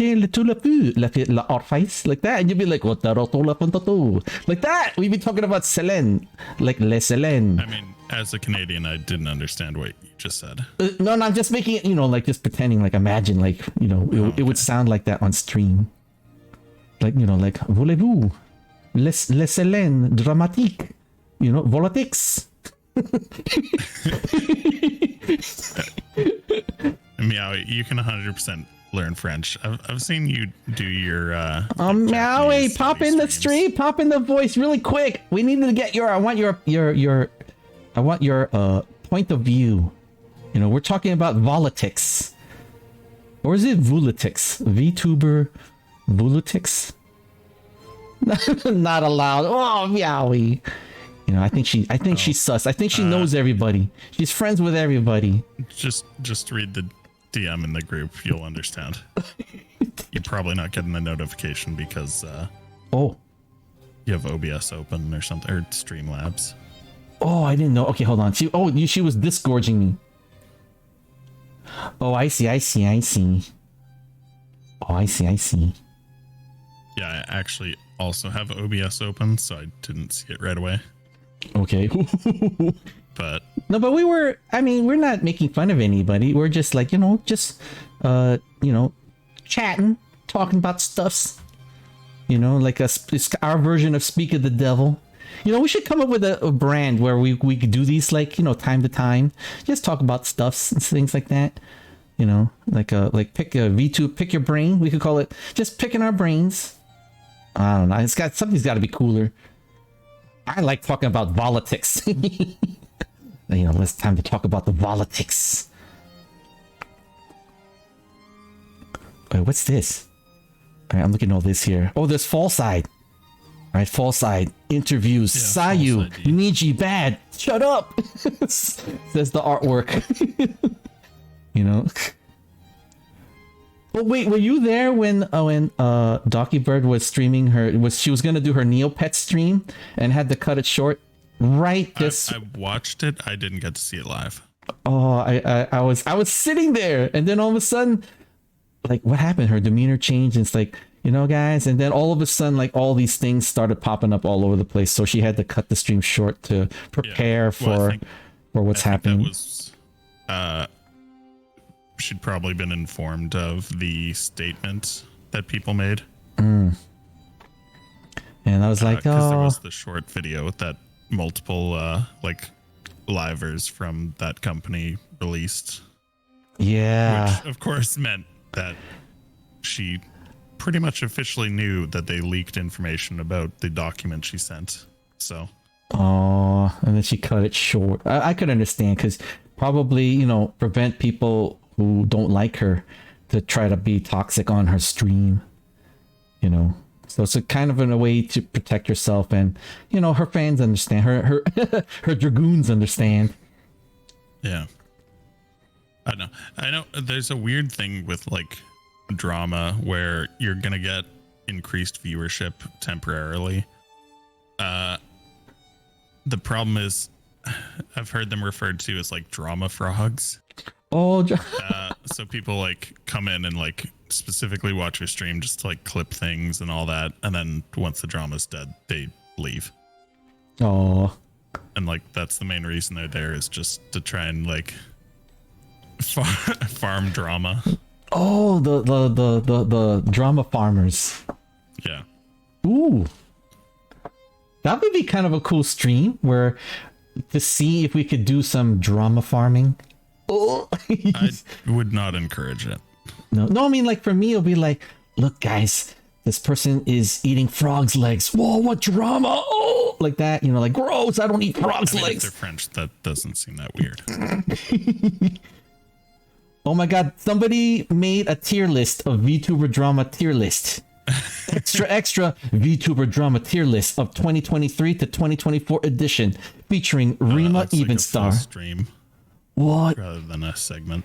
Yeah, it's like 2 hours 12. Like, what the heck? That's so. You know, the A tier is graduated, the S tier is terminated, and the S tier is disappeared. What? Yeah, I'm curious about the whole Sayu thing, because that was like a drama I didn't follow. Like it's an old Niji Sanji drama. Oh yeah, I've been It seeing. seemed like the community generally sided against them, Oh. but it sounds like there's a lot of similarities in terms of the like things that have been alleged by Selene. So it might be like validating to her. Yeah, there's one. Like I'm not sure. Yeah, there's a follow up just a day ago. Nisi Sanji fans are still after Sayu. Sayu's response to Doggy Board says the explanation is about to break, and it says here, extra, she was right. So she already had been speaking out about the bad practices of the company, and you know, it's true what's happening to Selene, and I guess people didn't believe it, so they were after Sayu. Or at least that's how I'm seeing it on the surface.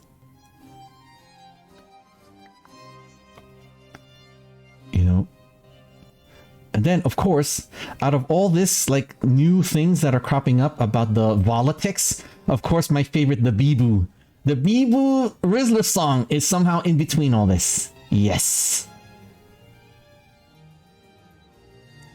Look at this here. I think that might just be your recommended feed breaking up the search results. Is it? Oh my god, I love Yeah, I think Bibu. I that's love. a thing that happens on YouTube. Yeah, previously watched. There you go. Wait, it says, wait, you can see Yeah, it that I scroll saw up this? slightly. You can see that I saw this? Oh, oops. Whoops. Previously Whoops. I went. It's my first time, guys, doing a YouTube reaction. I didn't know that there's little things here that. Gotta be mindful of your YouTube history if you're I just gotta be- showing it on Gotta screen. be careful. You know, thank God there's no amaranth. There's no, you know, thank God no amaranth stuff down below here. You know, oh, here's my favorite one. Nisi Sanji's absurdly hilarious downfall after abusing and terminating Selene. And then there's a thumbnail of tears flowing from Selene's face. It's so dramatic. You know, extra black company. What the heck? Extra Ian Livers betray her. Whoa. This is so. Look at this, so crazy. It's so crazy. It's just not stopping. It's like all the way. It's like it's filling up a lot of the top stuffs. Here, let me refresh. Doki drama. I'll put here Selen drama or Niji drama.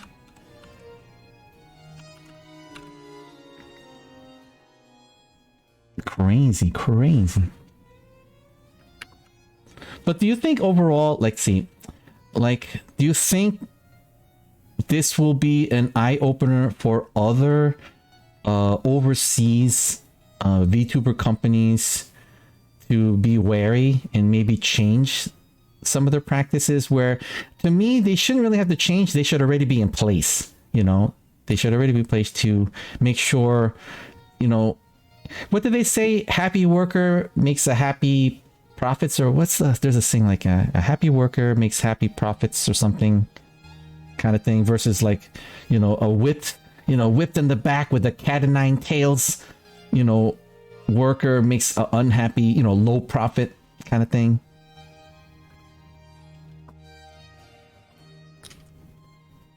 I mean, it'd be nice to see some of those companies change it, but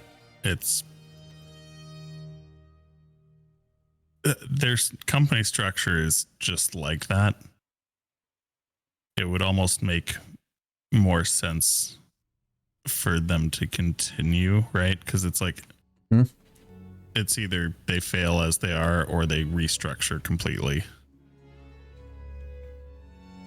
Yeah, I mean, if the bottom line is profits, then you would think, like, you could just find the, you know, like, success from a company where the employees, like, where everyone involved from the top down are treated well with respect, empathy, care, and of course, you know, it's a contract, right? So if you don't sign, then, you know, we're not gonna bash you. You know, you have a choice to continue.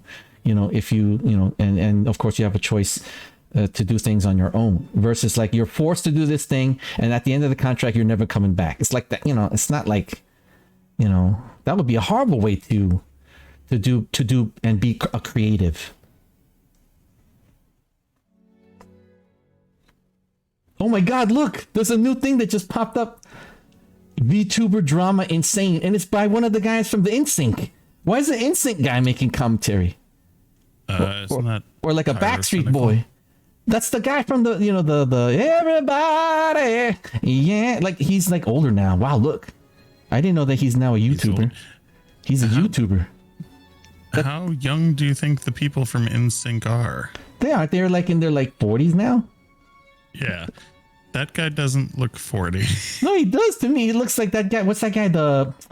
He's got that hair, like one of the, I mean, there was only like the one blonde member in the NSYNC. I didn't know that he's now a YouTuber. I heard rumor that a lot of them, you know, one of them at least, went into content creating, like, and he would sing songs in between. That guy is 26. Cool. I can't. I'm trying to click his image.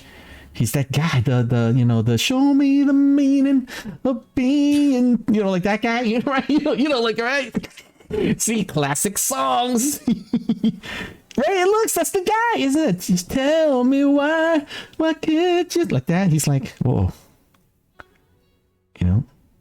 Well, if it's not the NSYNC guy, boy, he sure cuts his hairstyle, you know, to get the views. You know, I would actually change the title, you know, NSYNC, you know, like VTuber drama, insane, NSYNC know-how, like that. You know, NSYNC in South, VTuber drama. I don't even know who Atsu is. There's a guy named Atsu now responding to the drama of the 43-page document. What? A 43-page document got released?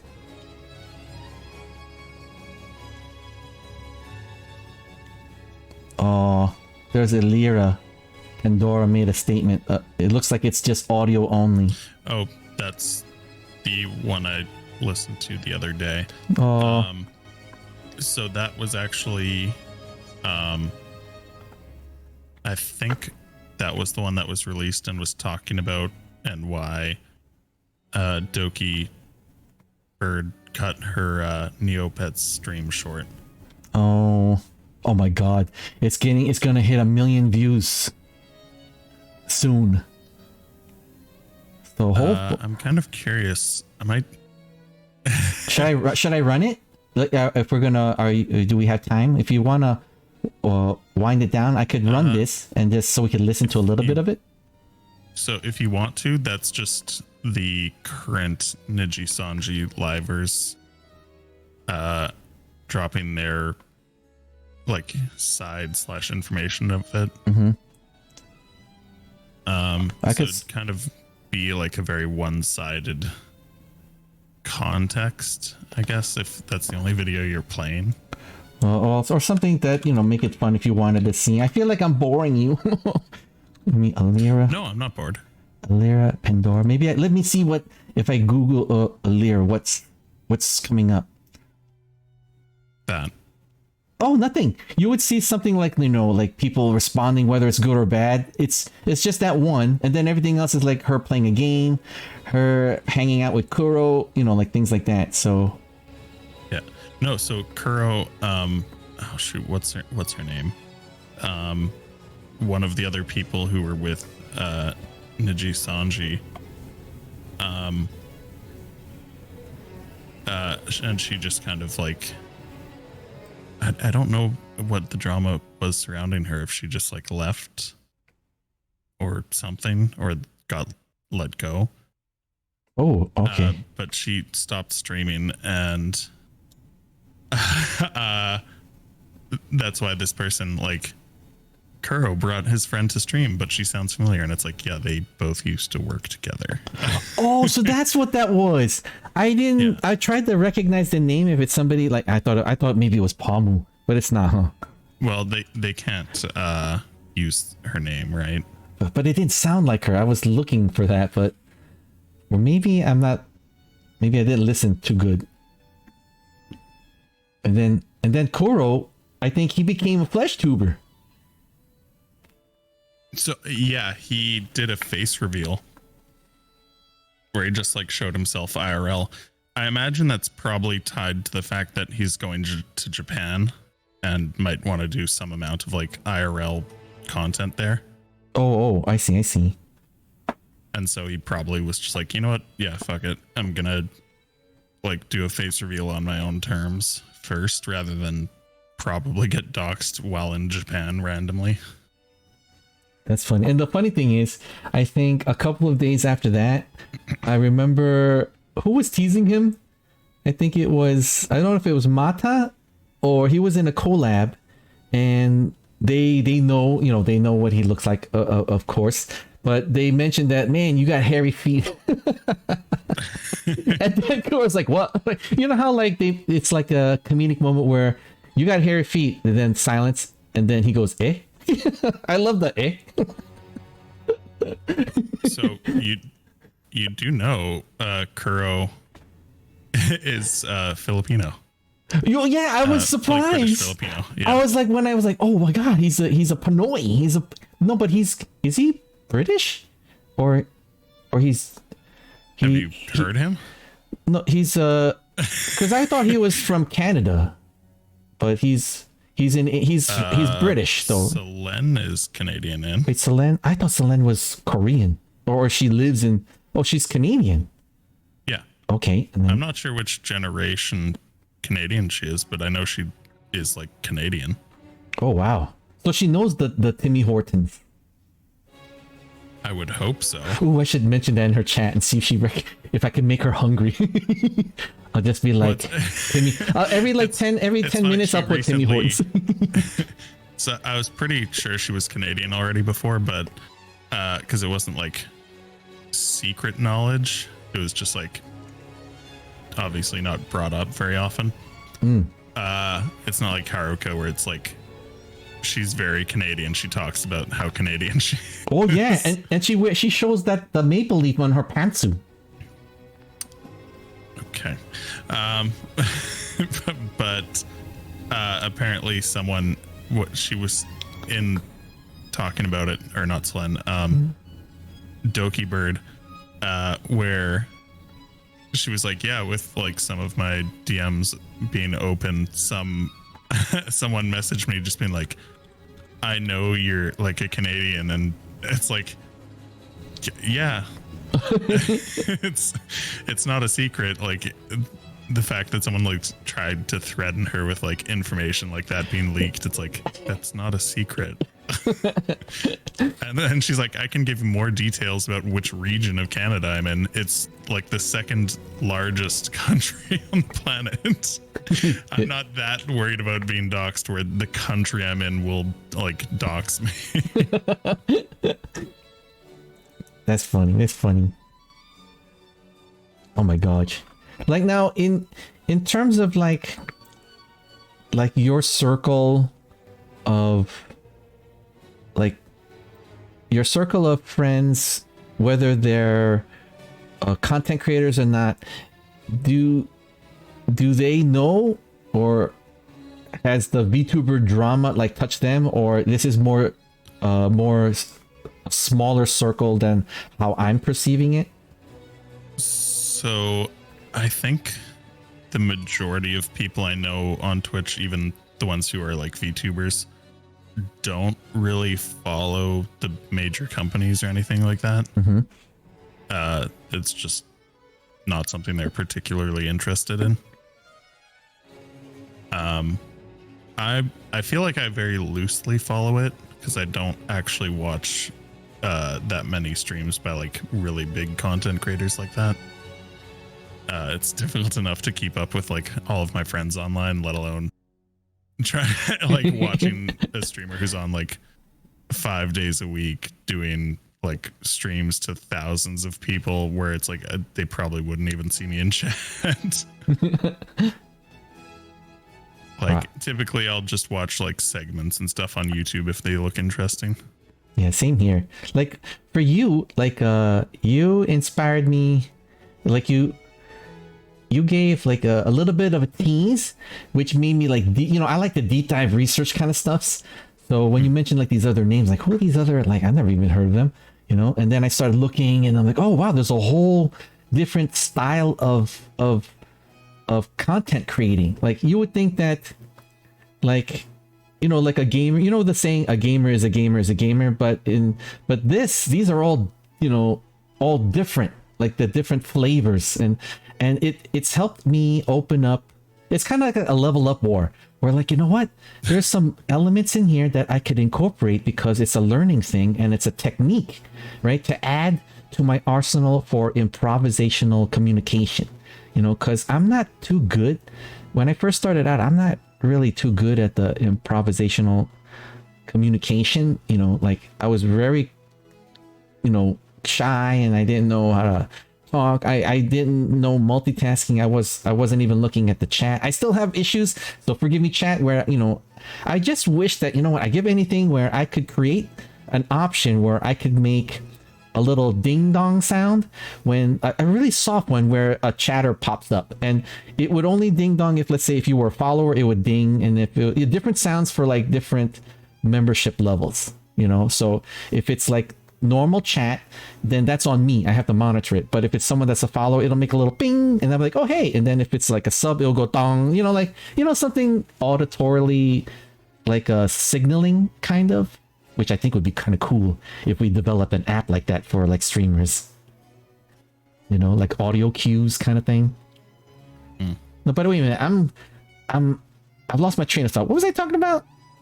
I was talking about how we get into these ding dong things. You were asking me before how you sort of branched over to this. Oh yeah, how people like I knew were affected by all this drama, and for the most part, not at all.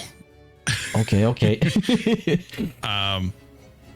Just because I feel like most of the streamers I talk to regularly are like smaller streamers, so they're not really directly impacted by drama like this. Obviously there's one person who's following the drama I know way more than I am. So the way it's affected me personally is I've gotten lots of messages and like group DMs just about all of the drama, and I'm like, I feel like I know about half of this. Oh my god. You know what? And then, like, this is a good pitch because I absolutely like, was this your first time doing a YouTube reaction, commentary, introspection stream? No. Oh really? Oh, because I thought it was my first time when you did the Ludwig one, and I thought it was brilliant. I thought it was paced very well spoken, a lot of heart, a lot of thought, I thought it was great. It went relatively badly, but I had a good conversation with people in chat. No, I thought I think my first one went way better. I think it's literally just because I developed a cough, so I had to constantly like mute myself to and as I'm talking, it felt really awkward. When I was watching it back, it was like, it's fine. No, I thought it was amazing. Like, and then I thought your tone of voice, was like now that kind of explains it with what you were going with the cough, and you sounded more serious, like your tone went more lower. So I didn't know you were trying to hold a cough or something, but it added to it made me like listen even more. I'm like, oh, he's like being serious here. Like I've never seen him like lower his tone. No, I'm just trying not to cough. No, but that worked. It worked. You got me. You got him. But I think you have a knack for this. Like, imagine like if you do, my pitch, if you actually just do a unbiased breakdown or commentary about what's going on, and like an explanation to some of your community or people who watch your VODs, like, that don't know, the only thing they know about VTuber is you. And then you could say like, this is, there's something called the VTuber community. It involves names such as, like Iron Mouse and Zen, or people that you're familiar with. And then you could break it down with like, does anyone in chat like are familiar with? And somebody might say no. And then be like, well, Iron Mouse is known for her charity work. Zen is known for being, the first person to do like electronic TTS. There's Code Miku uses a capture. You could like, give a nice kind of like overview of the beginnings of VTuber, the pioneers, your opinions, where it's going, what you've done, what inspired you, things like that, while you're like talking, putting little clips and stuff and pausing it and discussing it. I think you have a knack for that. It's kind of like a better version. It's like you're leveling up your war against Hassan. Hassan just like talks, right? Yeah, like he'll exactly. I'm 100% at war with Hassan specifically. no, the level up, like he doesn't know it yet, but his number one enemy is me. Oh, if you could, a guy who's never really made any public statements on him ever. Oh, like if you could do that, you could never met him. Well, and I used to watch him a bit more. Wow, I'm like, because of you, I've been watching his stuff, and I'm like, okay, what's making it work for him? I like the way where it sounds like he does a lot of the research, like, like he knows like politics, and like, it may not be, it doesn't feel surface, because a lot of people tease like, oh, it's all surface knowledge, but he mentions things where like, I read this in a legit newspaper, or, oh, I know about this information that I saw on like 5 different news channels, and he's just mentioning it like here. So like he knows things, he's not surface when it comes to what he likes to talk about, but he's definitely passionate about, if something's wrong, he's definitely passionate about it, and he likes to bring it to light. So I'm like, I could picture, and then cross that over to like that you impressed me with that YouTube commentary. Like I want to do something like that, and then I messed it all up because I don't have the videos and I'm not showing it and stuff, and Meowie's not even here. She's supposed to be the extremist. She's the extremist. She's the VTuber extremist. You're the level-headed one, and I'm the one that's just like wondering, what's going on, like what's this and things like that. So I was hoping for that dichotomy, like the triumvirate flavors kind of thing. But it felt, I'm just like scrolling through my YouTubes, like, check out these titles. So you know what? Next time it'll be better, guys. It'll be better next time. But for you, oh my God, you know what? Like, you know what? I think you did wonderful. I think that to me it was my first time, like, like he's doing this first time, like out of the comfort zone. Let's see how he handles it. I'm like, whoa, you did it with panache, like, and research. Like, you had the video, and everyone's familiar with Ludwig, and I actually watched I watched that one, and I had things to say, and I'm like, whoa, it sparked me to make to talk about like these important things that at least I see as really important, and you were sharing it. And even with the cough, you know what, behind the scenes, the blooper reel, like, even despite the blooper reels, like, when you were done with it, I was like, whoa, like, I got to do something like that. I thought that was really cool and inspiring, and that's what made me wanted to do, at least try this, at least get a hang of it. And when I watch the VODs, when I watch my VOD back, I'll see what's fun, what works. And I already know I should run a video while it runs in the background, but I'd rather chat with you. Like, I don't want to watch and then pause and then talk. I'd rather just, like, just pick your brain, Yeah, just do like a podcast style format rather than I think that could react content. I think that could be my level up. Like, you do the commentary, but I could do podcast VTuber style. The vodcast. Whoa! And then I'm all for doing a podcast. I just I don't want to do one where it's just me talking on my own. I prefer talking with people, sort of bouncing ideas off of each other. Yeah. I wish we had our extremist. I already picture her yelling. In my mind, I could hear her I'm not yelling. sure you know what extremist means. No, like the VTuber drama extremists. She'd be like, well, the Nisi Nanji should, like, be, like, in violations of unethical. I could hear her, like, blah, blah, blah. But then I will counter that by saying, but what about those that enjoy working for Nimi Nanji? She's just passionate. She's not an extremist. No, but is that the proper term? Like, I thought, like, no. Really? I thought that you're on the left side. You're the extreme, and then I'm on the middle. You're in the middle, and I'm on the right, like the right hand. Left-handed? Is it left-handed? She's left-handed. Or is that wrong? So, definition of extremist: a person who holds extreme or fanatical political or religious views, especially one who resorts to or advocates extreme action. Oh, no, she doesn't do that. Yeah. Oh, wait, so I'm like, I don't think you're using the word right. Oh, so she's passionate. She's the passion. Yeah, she's just very invested in the drama. All right, she's passion of the Christ. Like Tectone. Oh man, I can't wait. If you ever get a chance to watch Tectone stuff, he's so upset. He's like, he goes. I haven't watched him cover any of this drama. So I'm curious to see. Yeah, it's interesting from content creators, like YouTubers that are. I mean, I don't see them.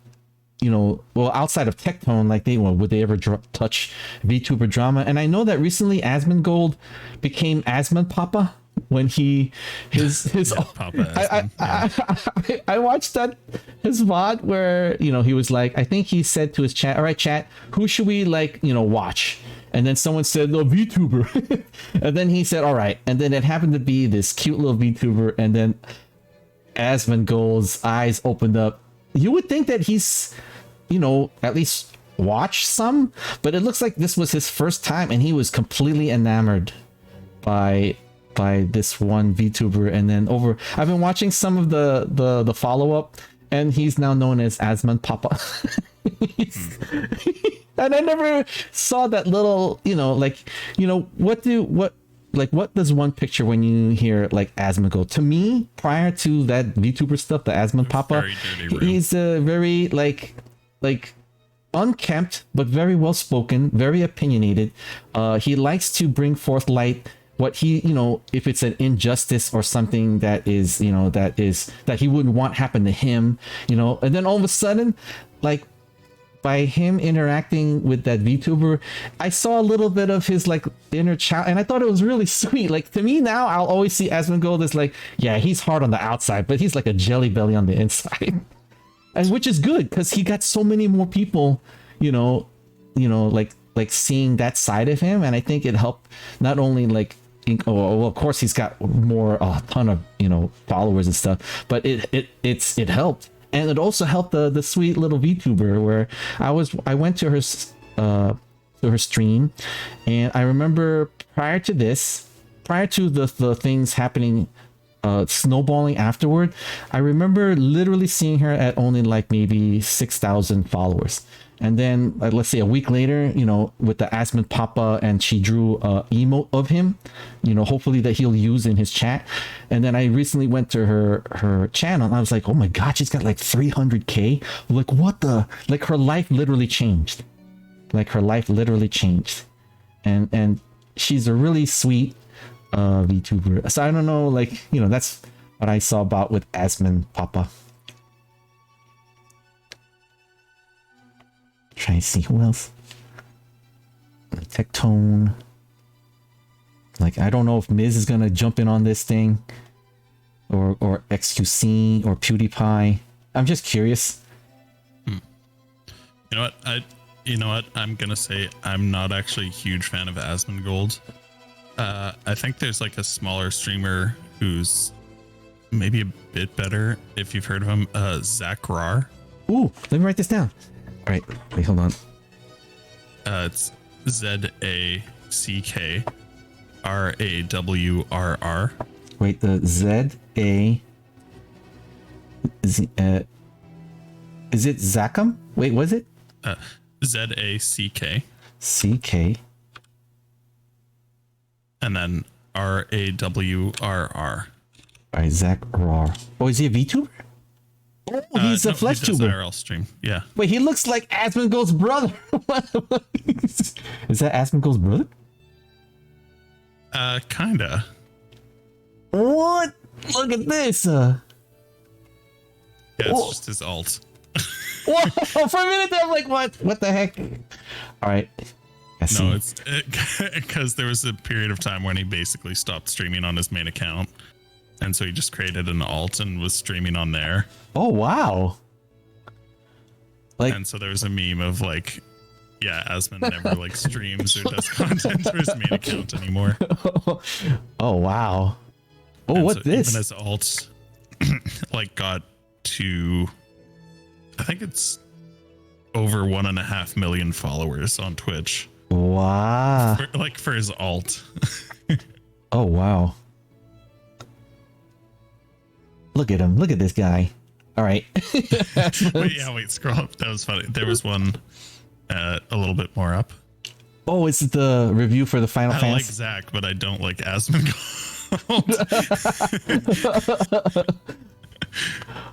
Oh, man. That's funny. What? I didn't shower for a month. What? That's how he streams? Oh, here. I like Zach, but I don't like... Thank you for watching. Stay tuned. That's what it says here. Yeah, he's a very interesting character. I've been whenever I have time, I'll like to do deep dive just to get more and a better exposure / understanding / appreciation of the different types of styles of content creating, and seeing, maybe there might be something that I could use for my level up wars and stuff like that. But my next one, I really want to do like a commentary / reaction. Oh man, you did it on such an important topic. I don't know how I'm gonna top that. Like, geez, I wanted to just talk important topics.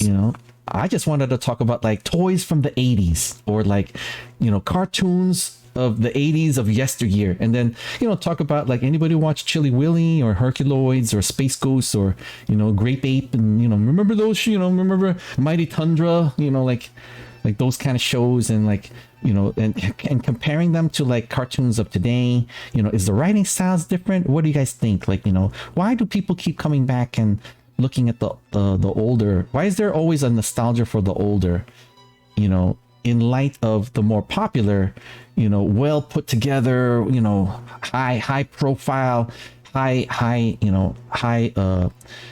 expertise in execution, high level actors and things like that. I want to do something, it may not be as deep as yours, but at least it's something. Well, it's funny, that was my second time reacting to like YouTube videos. And the first one I did when I hit 100 followers. Whoa. And I reacted to a Drew Gooden video called "I Took Ninja's Masterclass and It Ruined My Life." What? I gotta watch that VOD. Well, it's from years ago, so I don't have that VOD. Oh no, I was thinking you could do a reaction of that reaction. So I didn't actually watch the section of the video where it was him streaming on Twitch. I just watched like the first half or so of it where he was talking about the masterclass. But honestly, it's a good video. I do recommend the thing, because despite the fact that he was already like a big YouTuber and like former Viner, he was like, okay, well, what I'm gonna do is I'm just gonna create a new Twitch account. Nobody will know it's me, right? It's not like I'm promoting it. And he streamed for 1 week. Whoa. And I think he had one person type in his chat. Whoa. Yeah. And he did a 24-hour stream as part of it. And it was just like, yeah, nobody knew he was doing it. He just went on Twitch and like had 1 or 2 people like watch it at all. And it was just like really depressing. Whoa. I definitely have to see that. And it's funny because he actually had a couple things he did for his stream that I thought was really funny. But yeah, nobody saw it until he released the YouTube video. Wow. Do you have any plans for what you'll do next, like in terms of that style? In terms of reacting to YouTube content, Or like- I'll probably or just like a watch content? YouTube video. Would you do something like with what's going on with the Nietzsche? With the Nietzsche, like a more of a proper, like I could picture you doing like a proper researched, and then like watching, the Problem with it is, I feel like there's already plenty of commentary going on about it. yeah, there is. It's huge. And there are people with connections in the industry to some degree, which I don't have. But then on top of that, it's like, it's a lot of research for ongoing drama that True. it's hard to follow. It is. It's getting. I'm just curious about the monetary. What gets me is like how it's affecting the business through market share. That's dangerous. You know what? I would actually be curious to see if like Legal Eagle does a video about. That's right. I watched Legal Eagle. Wait, Legal Eagle VTuber. Let's see if he's. I wouldn't be. Wait, what? How Sea Dog met Legal Eagle? What? Let's see. 8 months ago. Oh wait, Iron Mouse thinks Legal Eagle. All right, so there's 1 year. Nothing with the Selen thing. Not yet. Yeah. Oh wow, he reacted to the Johnny Depp thing. Oh, that's not surprising. That was really big on YouTube and Twitch. Yeah, I'd be curious to see if he does some sort of video on it, Oh, or at least the contract side of it. well, he did a react to the trial in Daredevil. Whoa, like to see if it actually like was well researched, the law part. That's cool. That's actually pretty cool. Yeah. All right, you know what? I gotta look more. Oh, that's right. And then Matara, he did a face reveal. Yeah, she did her face reveal as well. Wait, she's Russian, or she looks Russian to me. Like she's blonde, and she has that raspy tone. Was she? You know what? She's so ooh. She's like, I mean, she's not even. She's beyond ooh. She's like woman. Like what the heck? She's like woman, right? She's not a little kid, right? But she's like, what? Like whoa. And then I saw her. I think she's in Japan. And then Meow gave me a link because I didn't know that she went live, and she's doing a cooking stream over there for now. And I'm wondering if she's gonna visit Henya. I know she's talking to hang out with Kason, but I know Connor lives out there, like in Japan too. So I was wondering. She mentioned 15 people, quote unquote, on the list to visit. So I'm hoping Yeah. Oh, I imagine some of like the big maybe Henya. content creators and stuff that they're friends with or know each other. They're probably going to visit or at least say hi. I'd be curious to see if any of them do like a podcast in terms of like trash taste. Because I know they've had on a few people who were like VTubers, right? Oh, that would be nice. Like a podcast, because she's traveling a lot and she might not have her rig, like her VTuber quote unquote rig. Having audio podcasting would be kind of really cool. Yeah. Well, I mean, so they've had on both Demon Dice, the singer, and then they've also had on VTubers, coincidentally, like Maury Calliope, completely different, unassociated Calliope. people. All right. And I know Demon Dice. She's Mousie's friend. I believe so. Yeah, I think they've done some content together and stuff. And somebody clipped when she mentioned her IRL first name.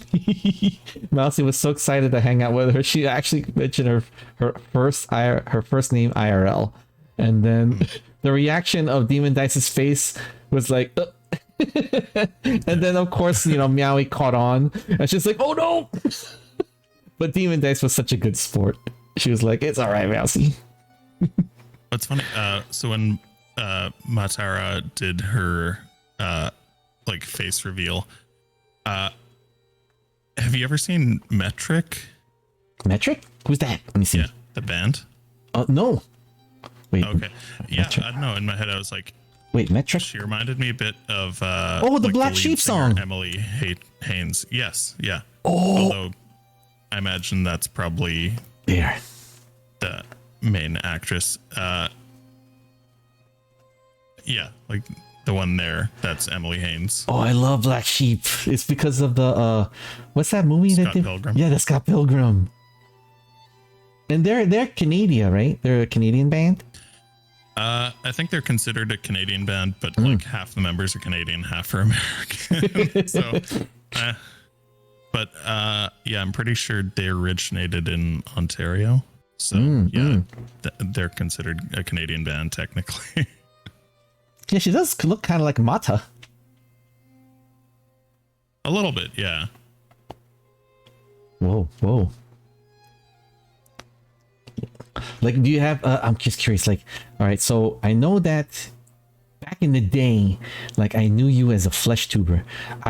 Even then I had ideas like I want to do like an IRL, but how can I do it? So I have a funny idea where it'll be from the point of view, like those YouTubes where they put a camera around the neck of a cat or a dog. So I thought that's a good pitch right there. That'll be a funny pitch. And then, it's me wandering around in the mall or something. So the thing is, like, how am I going to speak and not look weird in front of people and with the camera low on the ground? The other option is you could just get yourself like a big fursuit. Then they'll think like, oh, all right, I'm part of the commercial, like I'm doing like a product placement or something. So I've been scouting. That's probably a possible thing they might think.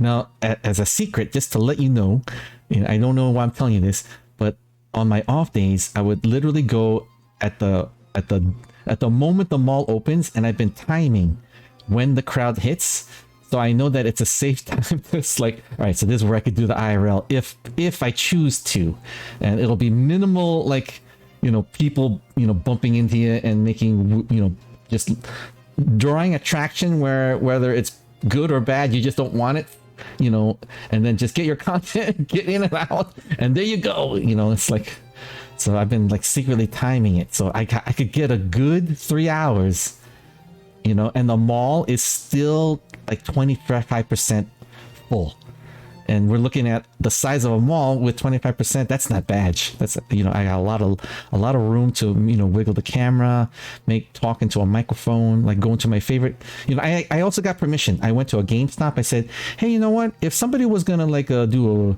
like a YouTube video, and from the point of view of a dog and the camera's low on the ground, like, would you guys be okay? And I would ask them this in the manager, and the manager would. I always get this reaction. They would look at me and they start laughing, and then they said, "You have no problem. If you could come on, just let me know, and I'll let you run around." I said, "Whoa!" I always get a laugh. I don't know why, because I don't know if they're laughing with me or at me. But if I make them smile, I got permission to go at a box lunch. Everybody laughed. Because I made sure that there's no one around. I said, "Are you the manager? I'm a content creator, and I was wondering, would you be okay if I get permission to, film from the ground as if a dog was walking around?" And immediately they laughed and they said, "You got permission. Don't worry about it." I'm like, "What?" I didn't know it was that easy. Yeah, I mean, some stores and stuff might have policies in mind where they're like, yeah, we just don't allow this, or they do allow it. Would you ever do like a foodie stream? I know you used to Flesh too, but I don't know if you want to go back to it and stuff. Try the, where I'm going, right? The Jollibee, Jollibee taste tests. Guys, you don't even have to show it. It's a hand stream. You could do a hand stream where you be like, "All right, guys, check this out. I ordered 5 dishes of Jollibee. Let's taste it and let's commentary it." And then you try the spaghetti, you could try the egg rolls, you could try the garlic fried rice. Check out the halo, And you never know. What if Jollibee sees it and says, "You know what? We want to sponsor you, our face." That's my best Filipino accent I could try. I mean, you are Filipino, so I guess that's not race. No, but it's like this, they'll be like this, I can't do it. Because we moved here when I was really little, so my parents want us to be acclimated ASAP, because they were brought up during that time when there was a lot of anti-Asian sentiment, even for Filipinos. So she wanted to make sure that growing up that we at least fit in better than norm. And this is only just looking back in retrospect. Because, of course I tease my cousins with their heavy accents and stuff. So it's okay. When you do like this, artists. Wait, I sound like Kayla. Isn't Kayla? She's friends with Bibu. And I think she's a Filipino VTuber. I've been watching a lot of Bibu. Bibu is kind of it's kind of like a more innocent Henya. Because Henya, what did somebody in chat, because of the shenanigans between Zen and Henya, especially, someone in chat said, the Henya speedrun corruption is getting near completion.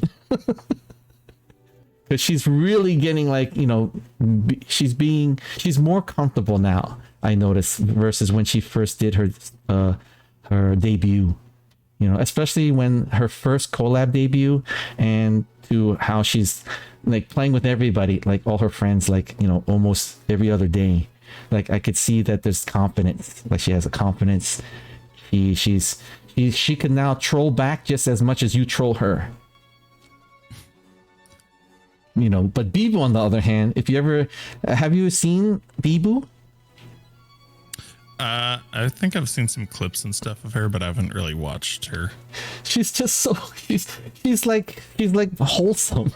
she's really, I don't know how you could be, I keep looking for the sussy moments or the sussy clips outside of the Rizzler song, but other than that, she's just this. I think she's part of HoloLive. There's another company. Hollow, I'm not sure. Hollow Stars, it's a Hollow something, I think. And then that's a whole nother crop of creative styles or artistic VTuber styles. And I think Kyla is Filipino. I think Callie is Canadian. I know Kobo is Indonesian.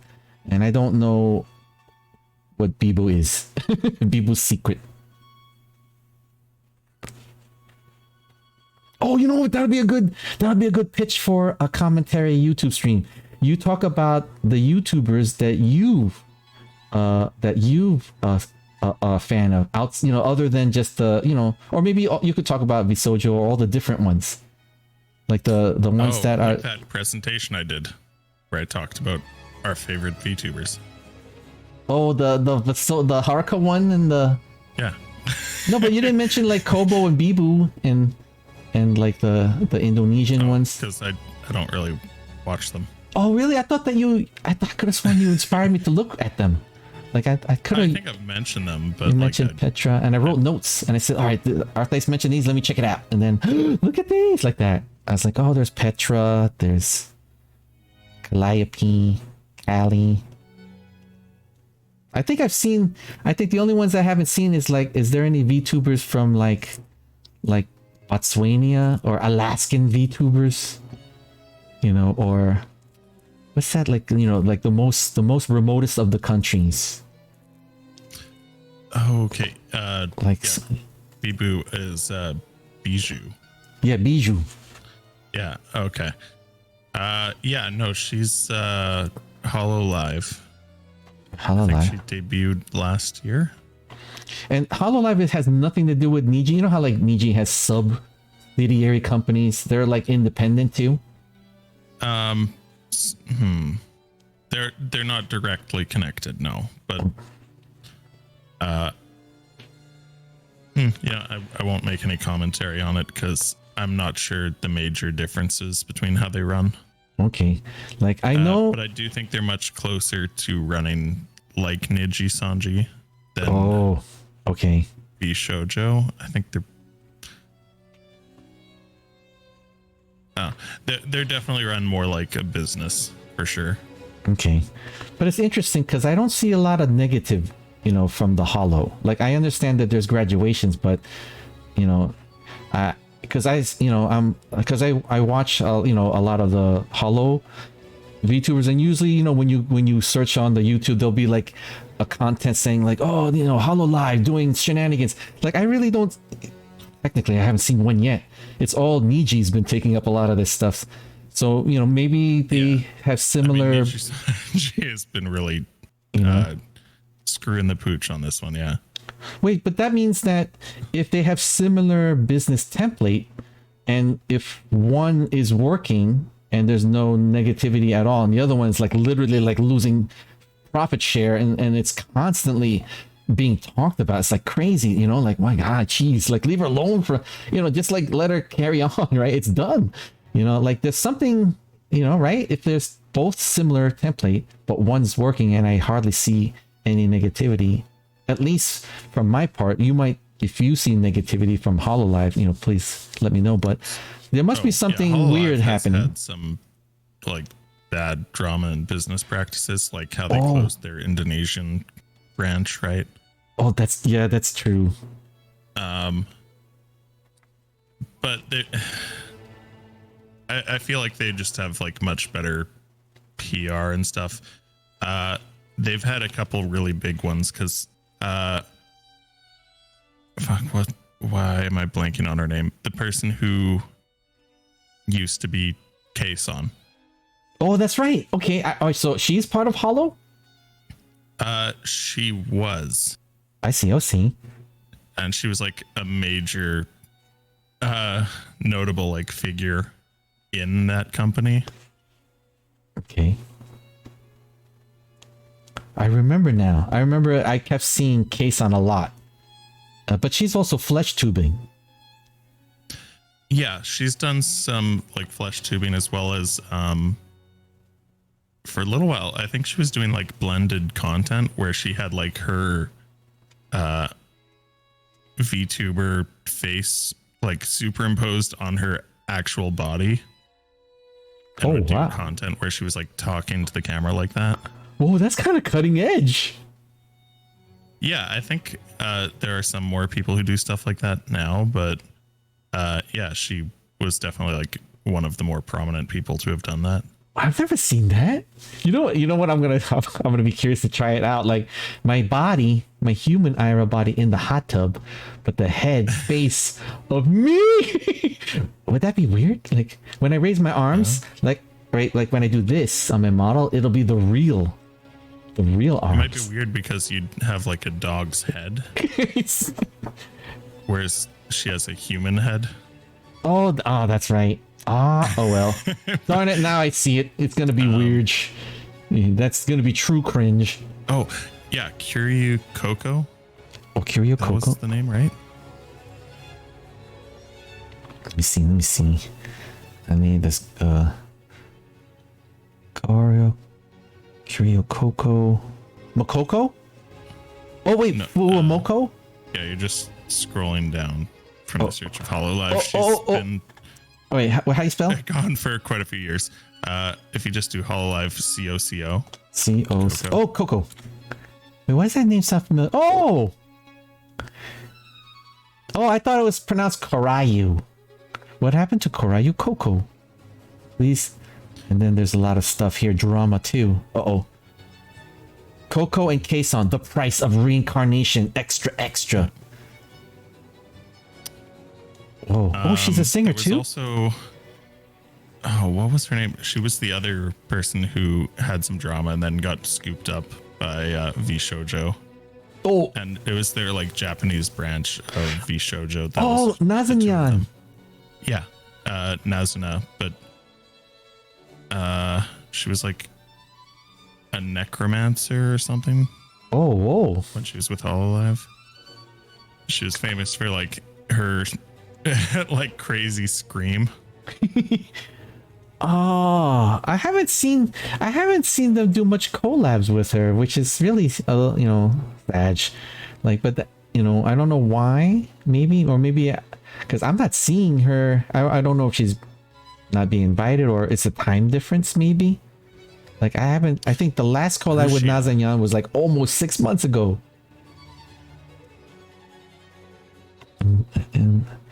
And I think Zen recently did a collab with Hollow people, like the Hololive people. Yeah, I do think. Yeah, it seems like V Shoujo and Hololive have a better Working relationship. Yeah. Because I out of all the Hollow, I only recognize Kyla. And she's the one with the Filipinos. Like, hello, Zen. And I love the way she's always trolling Zen. And when I just happen to be on the stream, I'm like, oh, who's she collabing with?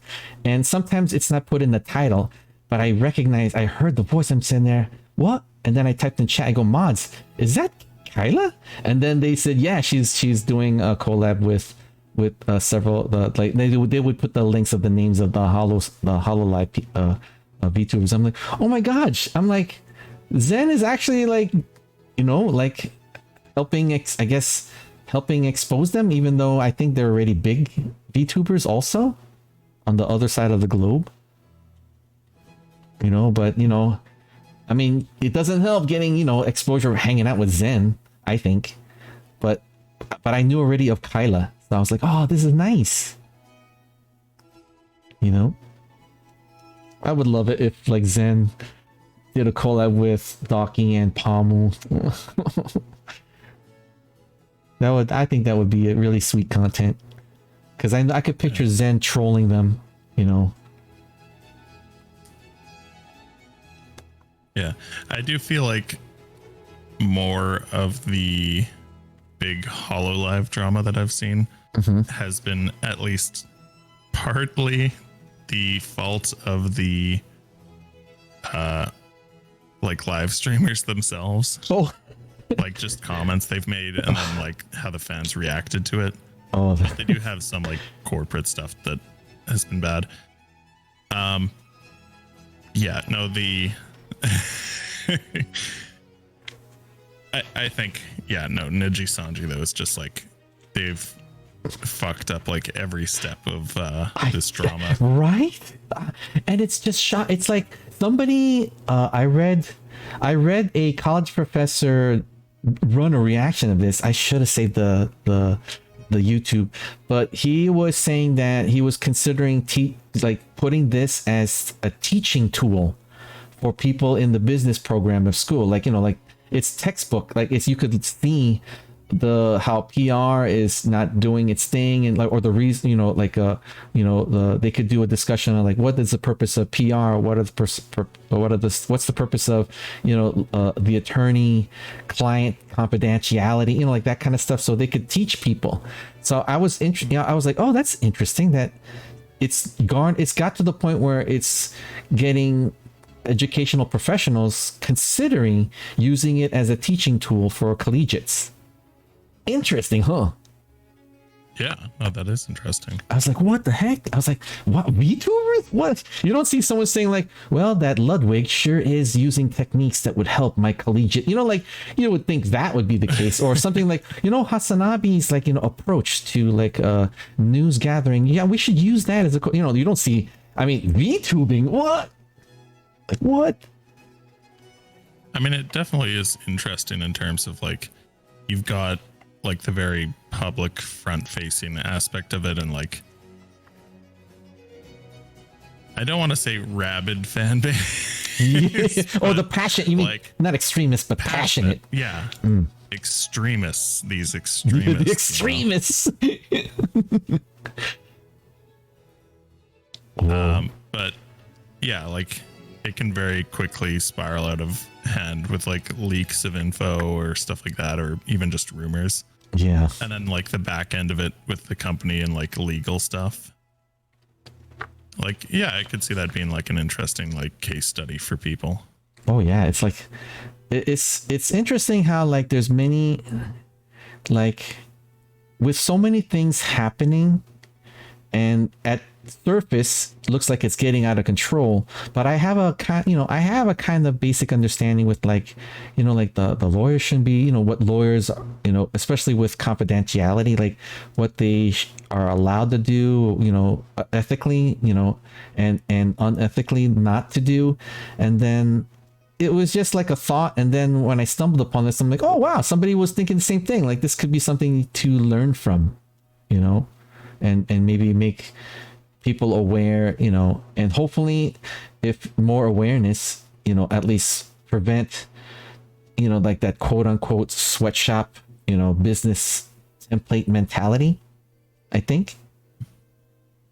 I do think there's something interesting to be said about the fact that like both HoloLive, like Cover Corp, and Nijisanji / what was it, Any Color? Mm-hmm. How they're like Japanese companies versus the one that was founded like in America, right, by Gunrun. Yeah, is Visojo the only how should I word it, like I'm Western sure other, like, company? Small companies that are either Western or Eastern, whatever, right? But yeah, I think those three are like the biggest / most prominent companies. But just like how they're run and stuff, right? I could see that being like a major factor in it, right? Yeah. Because you have like company cultures of different countries like that and how it affects everything. Plus, I mean, you know, Japan with like idol culture versus in America with like celebrity / idol culture is very different. That's the term I keep hearing a lot. People keep saying, well, I'm hearing a lot that the how should I show it? The European, is that part of like the Asian culture, or is that just the Eastern side? Like how do I the other half is of a different continent from Asia? Yeah, the other continent, like I'm hearing the word idol tied with VTuber, and I don't know the idol. To me, idol's K-pop.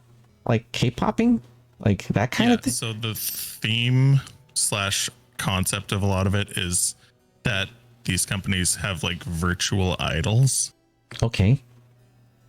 And if you know, I'm not super immersed or knowledgeable about it. I know some people who know about it way more.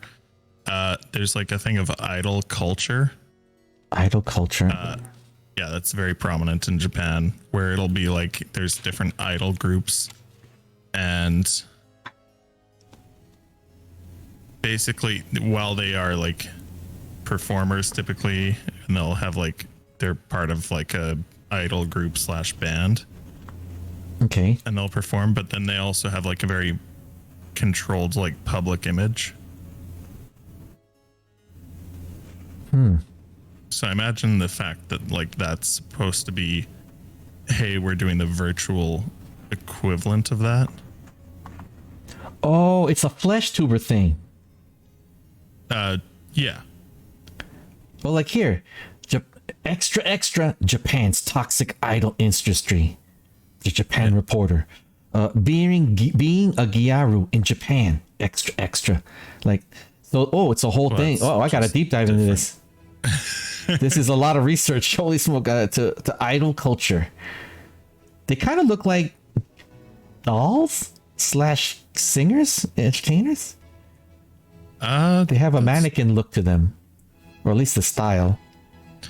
They're very Your idol. what's the word for it? Like their image is very controlled. So typically they'll have like very controlled thing. I think, what is it? Oh, I think there's see. A band Like, called Blackpink. oh, okay. I'm a big fan of Blackpink. Oh, They're K-pop. So one thing, it's a friend of mine who told me about them and like knows way more about it, but he's talked to me about them, and they have apparently like a noticeable thing where they'll intentionally kind of make themselves look like a little bit more like imperfect as idols. So like they'll intentionally have like little bits of their hair that's like out of place and stuff. Oh, like a little scar or a pimple. I don't know about that, but just where it's like slightly less. Oh, it's like they're tricking you. Like they're tricking the image trickery. Like if they have a hair always comb to the left, make one of the bangs off. I guess you could think about it like that, yeah. You know, or like, you know, he's got a unibrow and it's slowly growing in place. It's like connecting the bridge. So the thing is, they're still like celebrities and idols, right? So they're still gonna have like very tight like image control in terms of like publicity and stuff, right? But just the fact that they're taking like small steps to sort of not care less, but be like 95% perfect instead of like 100% perfect, right? You know what? I do notice that about the pop culture. Like everybody's like, the hair is perfect and everything. And when you look at like some of American like artists, like, you know, like especially like the grunge and the punk and the rock, they don't care, but it's a style. Yeah, I mean, so that's more in like the vein of like where I find more of my like music culture tastes coming from is like either grunge or like punk background stuff. Ah, the Hives. Where it's not that they don't care about their image, but they care about their image in like a different way. Like almost to one degree, part of their thing is like, we don't care about our image is part of the image. Okay, I see. You don't care of the image, but it's part of the image. Oh, I see. All right, the plank pink. Oh, that they're the ones that do that. Do. The Hives is a weird exception though that you mentioned, because they actually, in terms of like punk bands, are pretty up there for like their image, where they're like, oh yeah, we're pretty much only gonna wear like black and white or like wear suits and stuff. Right? Uh-huh. So they're like kind of an exception to that. There's groups like Devo is like an odd one, because Oh, Devo, I remember them. yeah, they'll intentionally dress like really weird. There's Devo. Those weird cups, the Lego hat cups. Yeah, For the whippet. there's that. They have like, see, under Uncontrollable Urge, they're just wearing like yellow jumpsuits. Oh wow. they pioneered like that electronica sound that everybody takes for granted now. Like, I don't remember ever calling it electronic. It was just like, that's Devo. But I didn't know that it over the time, you know, which, remember Front 242, Devo, the early, who sings Red Lobster? Rock Lobster? Yeah, Rock Lobster. The early was that the B-52s? Yeah, like early B-52s. Like, to me, this was like, well, like early, like punk kind of, but it had more like electronic overtones. And then later on, they just labeled it as electronic music. Okay, yeah, I thought Devo was supposed to be like post-punk. Yeah, it was post-punk, but now they call it just techno, or I'm like, that's not what they were, but you know, that's the new generation now looking at this. New wave, is that? Yeah, and then it became, they had the coin. Everybody wanted to categorize like later on, so it became new wave. That's right. But I remember Devo. Devo, and just their list of genres: new wave, synth pop, art punk, Yeah, post punk, art pop, rock, electronic rock. yeah. There were geek so rock. many titles. All it was just a punk band, and then I was like, what the heck? Yeah, I've sort of read and listened to a little bit of stuff from them, like some of their lead members and stuff. And they definitely have like a punk mentality, which I really like. But yeah, in terms of their sound, it definitely feels more like that sort of new wave. Yeah. As a genre fits them pretty well. Ooh, besides the highs, give me one so I can listen to them. That I've never heard of, because I discovered highs, I think, through you. Really?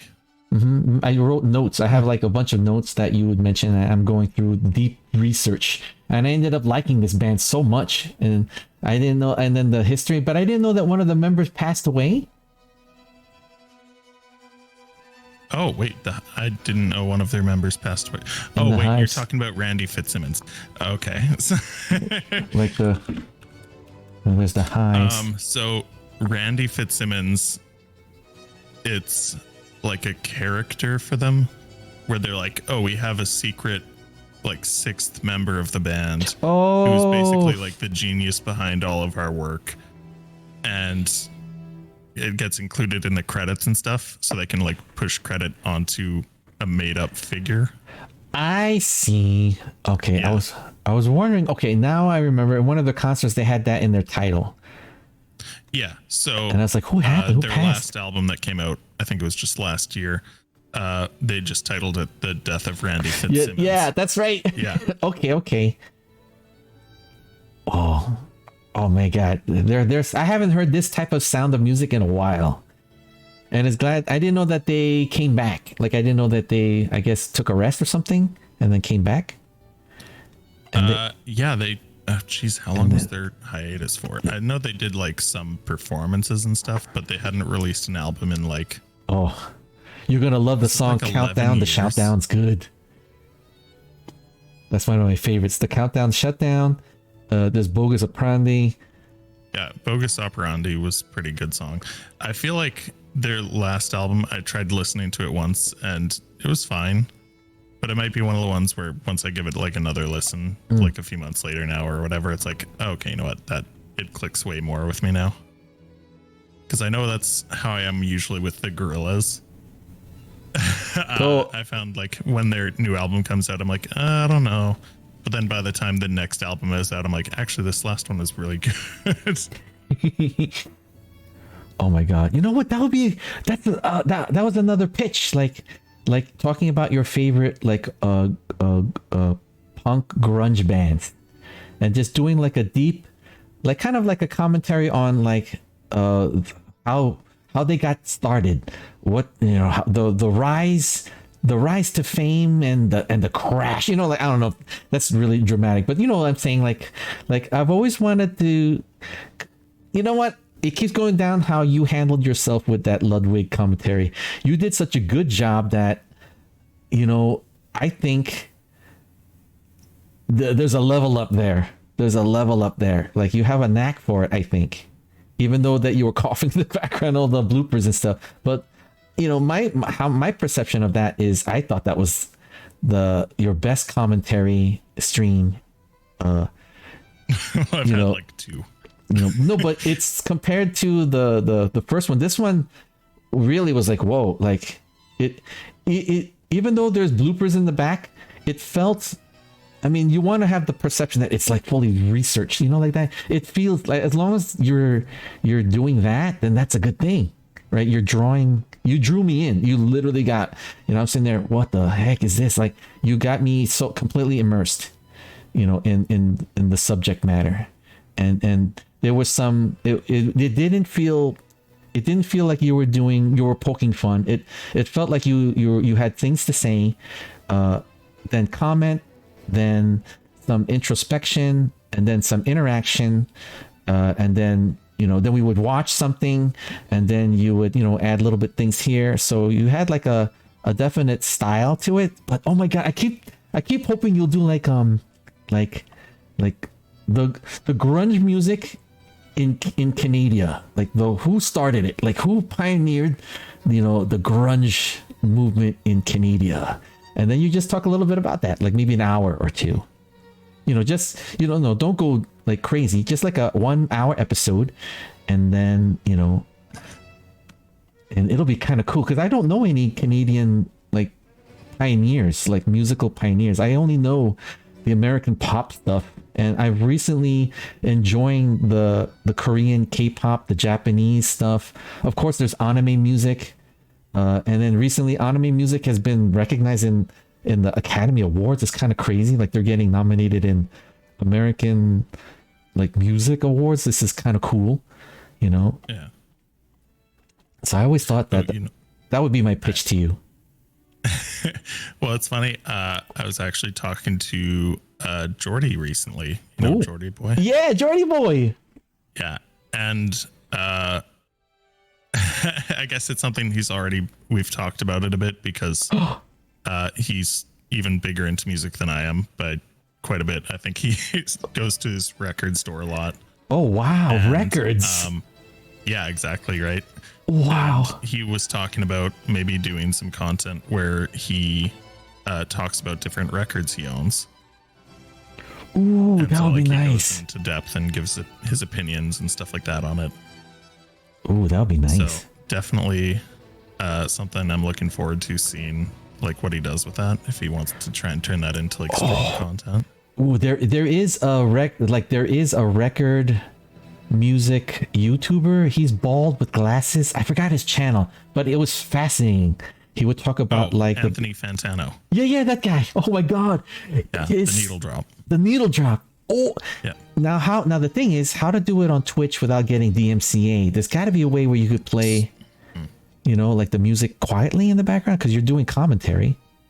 So you can do separate audio tracks, so it doesn't save to the VOD, but you can still play it. I have considered actually doing that because I do own a few records, but I haven't set up my record player. Okay. And I thought, what would be cool is if I set it up and captured it in an audio source and then piped it into the stream. That would really be good. Now the thing is, when people watch the VOD, it'll be just quiet, huh? Yes. Yeah. That's mostly just so you don't get like copyright claimed on your VOD, or like have sections just be completely muted. You're still technically not supposed to do that because you're still distributing the content. It's just that it's not saved to a VOD. All right. But that'll be a good test. Yeah, I mean, I still have considered doing that. Just because it seemed like it'd be like a fun idea. It's like, hey, let's try listening to an album live. And then like, break down the lyrics, the meaning, and then maybe like some history of how the band formed, the original members. There's always going to be like that one member when it first started that quit. That poor guy, the fifth Beatle. It's always the fifth Beatle, like, oh, that'd be cool. Okay, so if I were to recommend a certain band, were you going to play it on stream or just listen to it privately? Oh no, just like listen to it too. Okay, if it's on stream, there's actually a really cool performance by a band. There's two bands I could recommend. Okay. One is Deerhoof, Deer. and the other is Lightning Bolt. Like HUF. Deerhoof has a really fun, cool performance. Oh, Deerhoof. Yeah. Oh, HOFF. Or HOOF, I mean, sorry. Oh, there he is. There's a guy called Freshborn. Juan's Basement. They should have, it's maybe just slightly down. Or Deerhoof the Milkman. Deerhoof live in Tokyo. Panda, Panda, Panda. Wait, live. Deerhoof live in Tokyo. Panda, Panda, Panda. Yeah, the third one there. Oh, wait. We got this one. And then the other one. Let me see. That'll save in my secret, non-disclosed what I've been secretly watching. Amaranth. I mean, well, now it's not a secret anymore. well. No, and the other band is just called Lightning Bolt. Wait, Lightning. Ooh, that sounds. There's a third band I would recommend. Lightning Bolt. They. Whoa. One of their album art has nudity on it, so I'm like, don't search it on YouTube, especially not on stream. Oh, look at this Lightning Bolt, the Metal East official music video. Oh, it's like it's floated to the top. There's Lightning Bolt. Dead Cowboy is the number one so far. And it looks like it's like over 10 minutes for live performance though. Whoa, 10 minutes! What the flip? But yeah, apparently it was a popular. All right, I can't wait. Performance. All right. You never know if I could find the cover and use it as my starting soon. I'm very sneaky like that, guys. Whoa. And then I don't think you get in trouble if it's a karaoke and it's from a content like, when you click on these content, like the homegrown, like 5 views, right? They'll literally say, I hope you enjoy my music. You could do what you want with it, Yeah. Like, so covers are a weird thing because it might still get flagged and muted. Right? Because if the auto detection system picks it up as being similar enough, they might go, oh, hey, that's by that band. It's that song, right? Mm-hmm. It's by Duran Duran. But no, the band is called Duban Duban.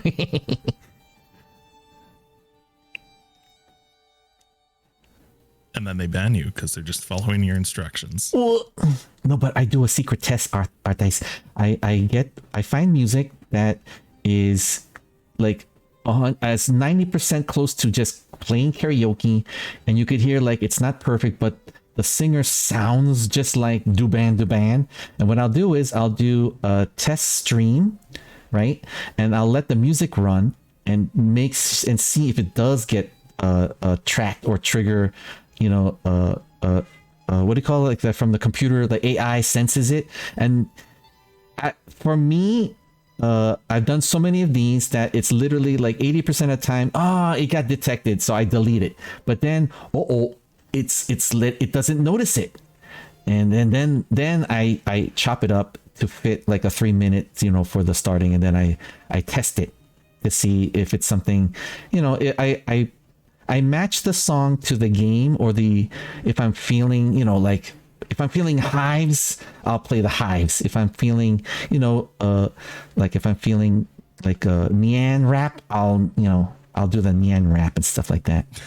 And so I've done over a year, I've accumulated a whole bunch of music that I haven't even played yet, that it's already pre-tested, and believe it or not, they're all karaoke. They're all like, people, kids, like music college freshmen just recording their song, and it has to say this, like, this is what makes it the 1% deep dive. Like, I probably combed through like 200 Duran Duran songs, and then the one karaoke, that guy was lucky. I was lucky enough he would put, I hope you enjoy my music. You could download it and use it for whatever you want. I'm like, once it says that, then I go into the testing, and even then, if the Twitch like flags it, then I delete it. So all that effort of researching 200 songs and stuff, goes out the door. But that 1%, if I got it, I put it in my library, so I have more music. You know, I just want to increase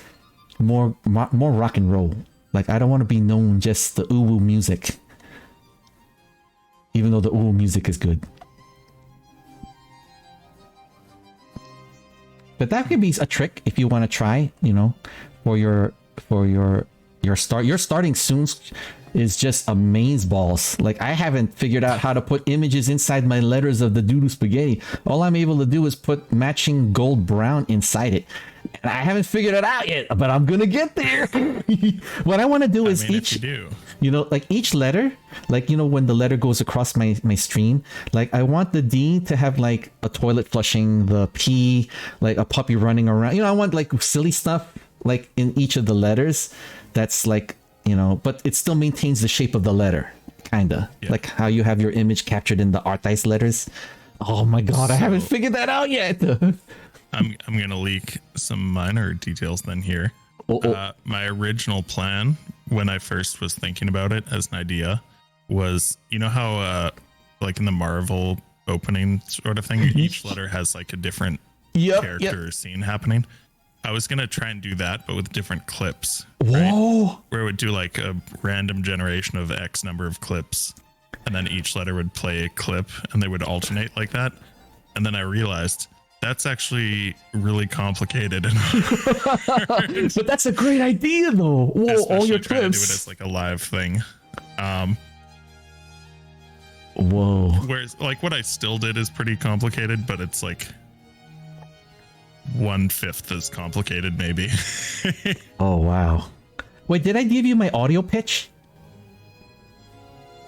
But your level up, like your audio is so, you know what? I'll just call it the, you got the sexy audio, like the sexy Artice audio voice.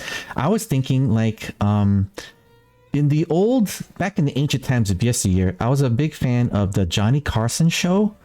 And before I remember one show, they changed the method of the starting soon, quote unquote, the starting soon of Johnny Carson, where they would be like, you hear like a trumpet, dun, dun, dun, dun, and here's Johnny, and then you would hear audio clips of Johnny like laughing, saying something to somebody.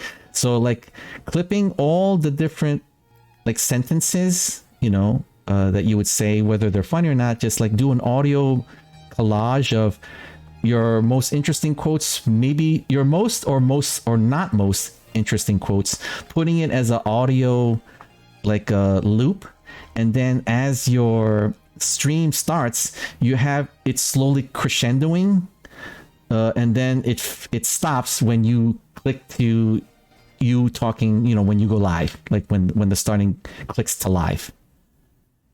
So imagine like it's all like, imagine this, fade to black, and then the outline of your letters start like slowly coming into view, and then you hear like softly, like, you know, like your different quotes, like, oh meow, you're so sussy, oh dude, a spaghetti, like, you know, well, this is the Ludwig thing, and blah blah blah, you know, like, oh my god, that Misiati, well, this is my first time doing it. Well, grunge music is just getting louder, it's just getting louder, and as your starting outline gets brighter and brighter, we fade to white, and then we cut to you coming into the stream, and then you say, what's up everybody, it's Artice. What you think of the new Level Up award, DooDoo? And I'll be like, I know, in chat. Damn it, that's so good.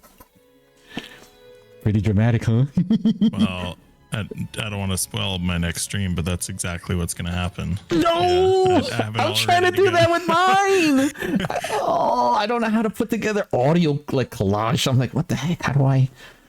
Oh, yeah, it's just the THX sound, but it's just my voice instead. Yeah. Oh my god, how cool would that be? Especially with your I don't see anybody copying your style at all. Like you would think that you would, like, you know, like Zen would have something similar, you know, like you would start a trend like similar. Nothing.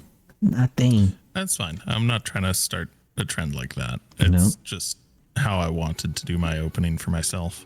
Dude, all I have is a record player and my letters going across.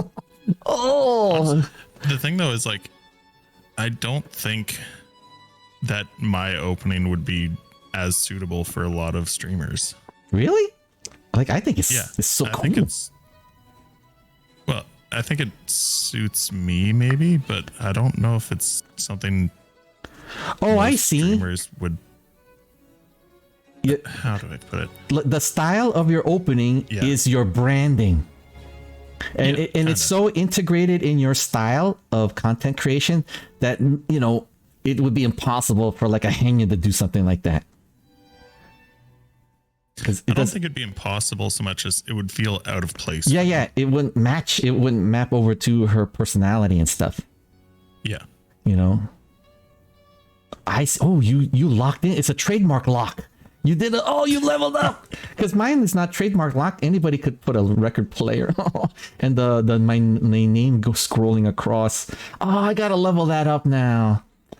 Well, one of these days, guys. Season 3. We'll see what happens with season 3.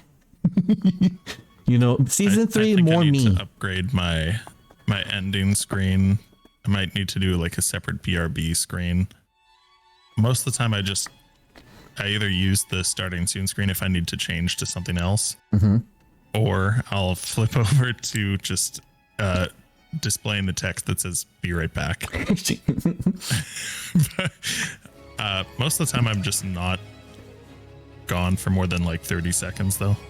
Oh, I see. Like, okay, 1 second, I need to go grab a controller, so it'll be quiet for 30 seconds. Whoa. No, but think about it. Like we've compared to like when we first started a year ago, it's like completely different, right? I don't even use a lot of my, what do they call it? Sizzlers or sizzles, or like I don't really use them anymore. Like Your sizzlers? What? like the evolution of like how we have designed like our stream, I guess. You know, our opening, middle, ending, our catchphrases and things like that, and our style of models, and the types of content we do, and execution and stuff. I think we've gotten better at improvisational. I think, you know, speaking for me, I think I'm over chatty sometimes. You know, like, but then again, it depends on who I'm with. Yeah, I find I'm generally not super chatty, but I'm very open to conversation. So if someone wants to talk, I'll talk as much as I need to or feel appropriate doing. But if it's quiet, I just don't have it in me to like constantly be talking out loud to no one. Like I don't know how I got all of a sudden over chatty. Like I'm very introvert, like IRL. It's very like I'm always listening with like coworkers, for example, and I would test them. I would just mention like, you know, Kaon. I just walk by and just say, oh, Kaon, just to see, because anybody who knows Kaon will literally pipe up. But nope. Or, you know, D&D, nope. You know, I would just like say little, you know, goofy words that people don't understand, but I'm already fishing for any, you know, commonality and stuff. And then, you know, friends Kaon's at work. a great series. The what? Okay. Kaon is a great series. Isn't it? Oh my god. Oh my god. Oh, did you heard about the, you know, it's sad, but good news, I guess you could take it. But the person who burnt down the original creators and artists who did the Kaon works, his I think after all these years is getting the death penalty, I think. So I didn't even know that the criminal was still in jail and alive. Yeah, it's sad. I just found it out like about a week ago. Like the person who burnt the animated studio. Oh yeah, the Kyoto Animation. Yeah, the Kyoto Animation finally got like a judgment from the judge, and is getting the death penalty. And I was like, whoa! Like I thought that it was, you know, done and done. I didn't know that he had been alive in jail all this time, and which is kind of sad because that's a lot of people that he purposely did bad things to. And they were all the people that I enjoyed making the work. I was wondering why there was talk of like a third movie and another series, and then there was quietness. It was all quiet. And then I thought, you know, I'm waiting for it to trickle over from Japan into a dub version into the US, back then. And then just recently I was like, oh, this, no wonder there's no work. The people that worked on it are gone. And then, I was shocked, when I heard about what happened. And we're looking back maybe many years, finding out. And then just recently I'm like, what? There was a big headline, the Kyoto animation, killer, finally sentenced to death. And I'm like, what? So it's in the YouTubes, it's sad. It brings up like sad memories, like, projects that were lined up to be worked on will never, ever, ever be completed, because how many people perished? Like 3/4 the people, the creators and writers and artists and, producer and co-producer. Yeah, I think, let me see. Yeah, 36 people. Yeah, it's like everybody that, so whenever I watch K-On!, like, there's a lot more invested in it now because, one, the series is made with love, and then it makes me sad because the people who did it were taken away in an unfair manner. Oh man, I didn't want to bring this to a downer. I know we got into a tangent of music and stuff. Yeah, I mean that was kind of a jump from, hey, this feels good anime, and you bringing up the fire person that killed a bunch of people. Yeah, sorry, Arthas. I'm not good at this thing. I'll get better at the chatting stuff. I'll get better. I guess I go with the flow. I go with the. Hey, how's it going, Vert? Hey, Virtua Bro. So late. We're doing great. It's my first time doing my first, like, official, chatting of the. What was the coin that we did? Like, wait, was it politics and VTuber? Politics. But then it went all tangent. And then now we're just talking about stuffs. Yeah. And what do you mean we? You came up with politics. That's 100% on you. No, but I thought you came up with the combination.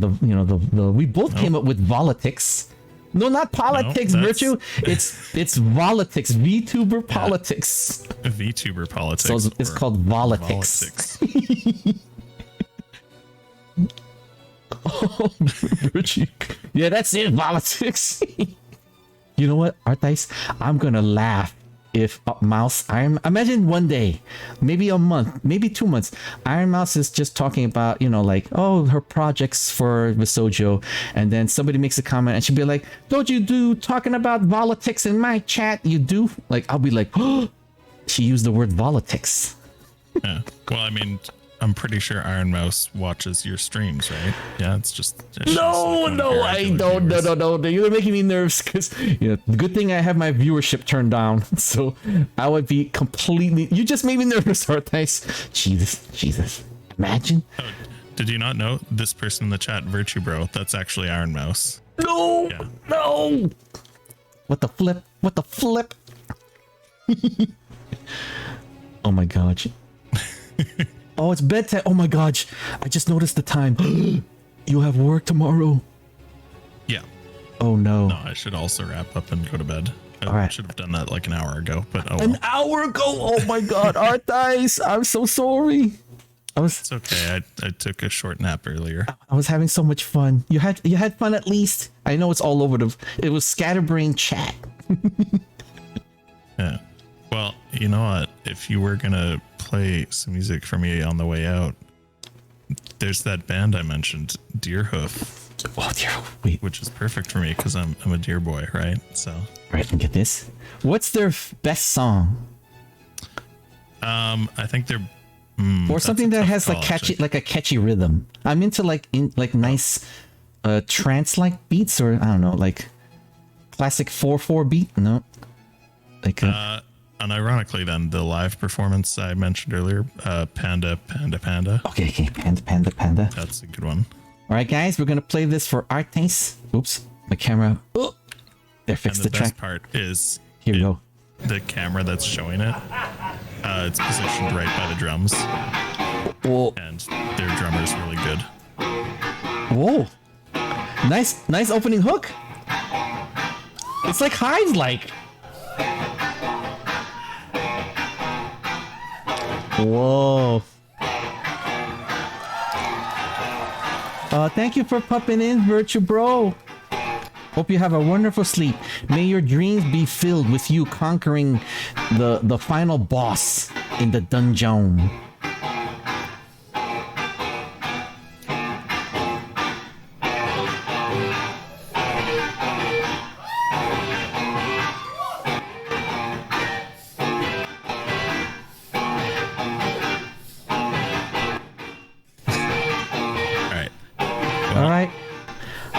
I'm gonna dip out of the voice call now. All right, thanks. I'll be lurking while I get ready for bed. All right, I'm gonna be winding too. I have to get up early to see. Believe it or not, like, oh my god, like, I have to call in every morning to see if I'm scheduled for work. Isn't that crazy? Oh, that's annoying. No, the reason why is, well, I don't want to get into detail, but let's just say that we are missing members. So let's just say we're not missing one. We're not missing two. We're missing 3 crucial members. So imagine a skeletal crew trying to handle a large building. Let's just say that. So it's not fair, but you know what? Gotta pay the water bills, and they're willing to pay overtime. So, but I'm fingers crossed. If I might not have early morning work, and if not, we'll be streaming. But then again, I want to say thank you, Arthice, in case I forget. Thank you so much for helping me with my first try at a chatting only stream. It was supposed to be about the politics and stuff, but you know what? It is what it is, and I kind of like how it ended up being just talking about like just shooting the breeze, shooting the breeze with DooDoo. I just wish Meow was here. She's the most vocal of the whole thing that I was, pitching. Yeah. It would have been interesting dynamic. We'll just have to do a part 2, I guess. Yeah, I mean, we might. You saw our message, but she might be able to like set up the sources and links for us, and we can actually give better commentary. Or maybe she could like. Or we can just do a different topic that she's able to speak on more. Well, I always wanted to talk about like how far we've come. Like something like I had a really nice title. It's supposed to be not a year in review, but like something similar to like where we've been, how far we've come. Kind of like Lord of the Rings kind of poetry. Darn it. Like I wanted to like how from beginning to not to endings, but like the road we've traveled. So a special stream called The Road We've Traveled, where me, Arthice, and Meowie talk about things VTuber, our origins, what inspired us, the highs and lows, and how far we've come, and where yet we are going to go. That kind of discussion. That's pretty simple and interesting. the quest for Mount Dew. The quest. We join the fellowship in tonight's chatting only stream as we journey on the quest to Mount Dew. That's a pretty cool title. Yeah. No, but I mean, that sounds interesting. Okay, all right. I'm down to just do more streams where we chat and stuff, even if it's just over gameplay or if we want to comment on videos, whatever. Oh yeah. I need to practice. Because one day we're gonna be just like Hasanabi. Like we'll be like talking, like bouncing off ideas like staccato. Like bullets, like whizzing by, dodging, topics. This insulting chat. Chat. Arguing with us. What the heck? The mods banning everybody, like some bans here, group bans. What the heck? Can you imagine if we became like the Howard Stern of VTubing? Whoa! Isn't that an awesome picture? What? Dude, that's a good idea. Someone should make a VTuber model of like a grungy like animal or something, right? And they're like smoking cigars or something, and they have a raspy voice, and they literally are the Howard Stern of VTubing. That has yet to be seen in stream. Pretty good pitch. You know, I would have to wait. If I had a model that looked completely like different, and it was the Howard Stern of VTubing, would you know if it was me if I did like this? Like, what's up, everybody? This is the Howard Stern of VTubing. We're gonna talk about the Selene situation. Like, you would know it's me, huh? You know, with. I'm wondering if the jig will be up. All right, Arthas, go to bed, Arthas. Yeah. All right. Have a good night. All right, have a good night. And thank you again. Thank you so much. All right, Arthas going to sleep. We're going to wind the stream down by watching the panda. And I just want to say a big warm hugs and a big thank you for Arthas joining me in my first try, you know, in a chatting only stream. You know, that'd be so good. I'm really glad. I can't wait to rewatch the VOD and stuffs like that. You know, I can't wait to rewatch it because, you know, if it makes me smile and laugh, then I'm on a good track. You know, because there's a lot of skill. It's a different kind of skill when you're like chatting and playing games, or chatting and trying to learn a game or teach how to play a game. All right, guys. Oh, the panda. Let's go into the goober, guys, as we prepare to wind the stream down. Whew. Wow, that was pretty awesome, guys. I think this was. I had fun. I really hope Arthas had fun. I wanted to, you know, do a politics discussion, like the politics discussion. At least that was the original idea, because I pictured Meowie being part of the passionate side point of view and stuff like that.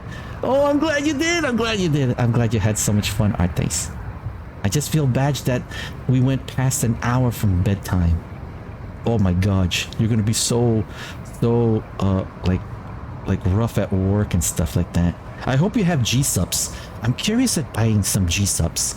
They keep saying that, not gamer subs, but there's something called, no, it's not gamer subs. It's called advanced GG. It's a more healthier, like, energy drink, I think. I need to sleep for real though. Got to be up in like 5 hours and have to go into the office. All right, Arthas, have a wonderful rest and sleep. And once again, thank you so much for joining me in this supposed official, unofficial hangout, non-collaborative, collaborative hangout, I think. But oh my gosh, I can't wait. I love rewatching my VODs just to make sure that, you know, quality control. Well, not the quality control, but just to making sure that, you know, that everything is fun and is good, because I'm gonna take notes. I always do, and maybe, you know, hopefully the next chatting stream we'll have more people come in and we could talk about stuffs. You know, I have to come up with an idea. I like the way Arthas came up with that Lord of the Rings, you know, the quest to Mount Doom. I think that's kind of cool, because Iron Mouse has Speak of the Devil, and I think she's the only one I know that has that, like a chatting Q&A kind of, just like, you know, chill vibes, talking about stuffs, you know. And then if you guys notice my model is doing this, my eyes are squinting, it's because I'm falling asleep. Like I noticed that while I was talking with Arthas, my eyes are literally going like this. Oh, speak of the DooDoo! That's a pretty good idea. Level up Stream Wars. Speak of the DooDoo. Oh, I like that one. All right, guys. You guys, my eyes are like, all right, so my eyes, I'm legit falling asleep. And on top of that, the ring light is right in front of my face. What the what? All right, everybody. I just want to say thank you, everybody, for taking time out of your evening to hang out here in the cringe with me. Thank you for keeping me company. Thank you so much from the bottom of my heart. Thanks. Thank you so much for joining me on this unofficial, official, non-collaborative, collaborative chat out. You know, it was, I had so much fun. I'm glad you had fun too. You missed out, Meowie. You missed out, Meowie. We could have had debate, but we had great banter, great chat, great talks about stuffs and things. And we got to see new music. So I'm going to be deep diving into that because you never know if I might have some of that, you know, the deer hoof in my intro, in my starting suit. You never know. But anyways, I just want to say thank you everybody for watching my VODs. My VODs are always free to watch. So, you know, take a chance at some of the cringe I have. Hopefully it'll bring a smile to your face. And I want to thank Amu for our recent belly rub. Welcome to the puppers, and thank you Duolingo for the belly rub, and thank you again Artice for hanging out with me. All right, everybody, have a wonderful evening, and I hope to see everybody next time. Okay, take good care of yourself. Take good care of each other, and remember to keep on gaming on. So long, farewell. It's time to say goodbye. Goodbye. Goodbye. Good. Bye. Have a wonderful rest of the evening, everyone, and I hope to see everybody next stream. Lovers!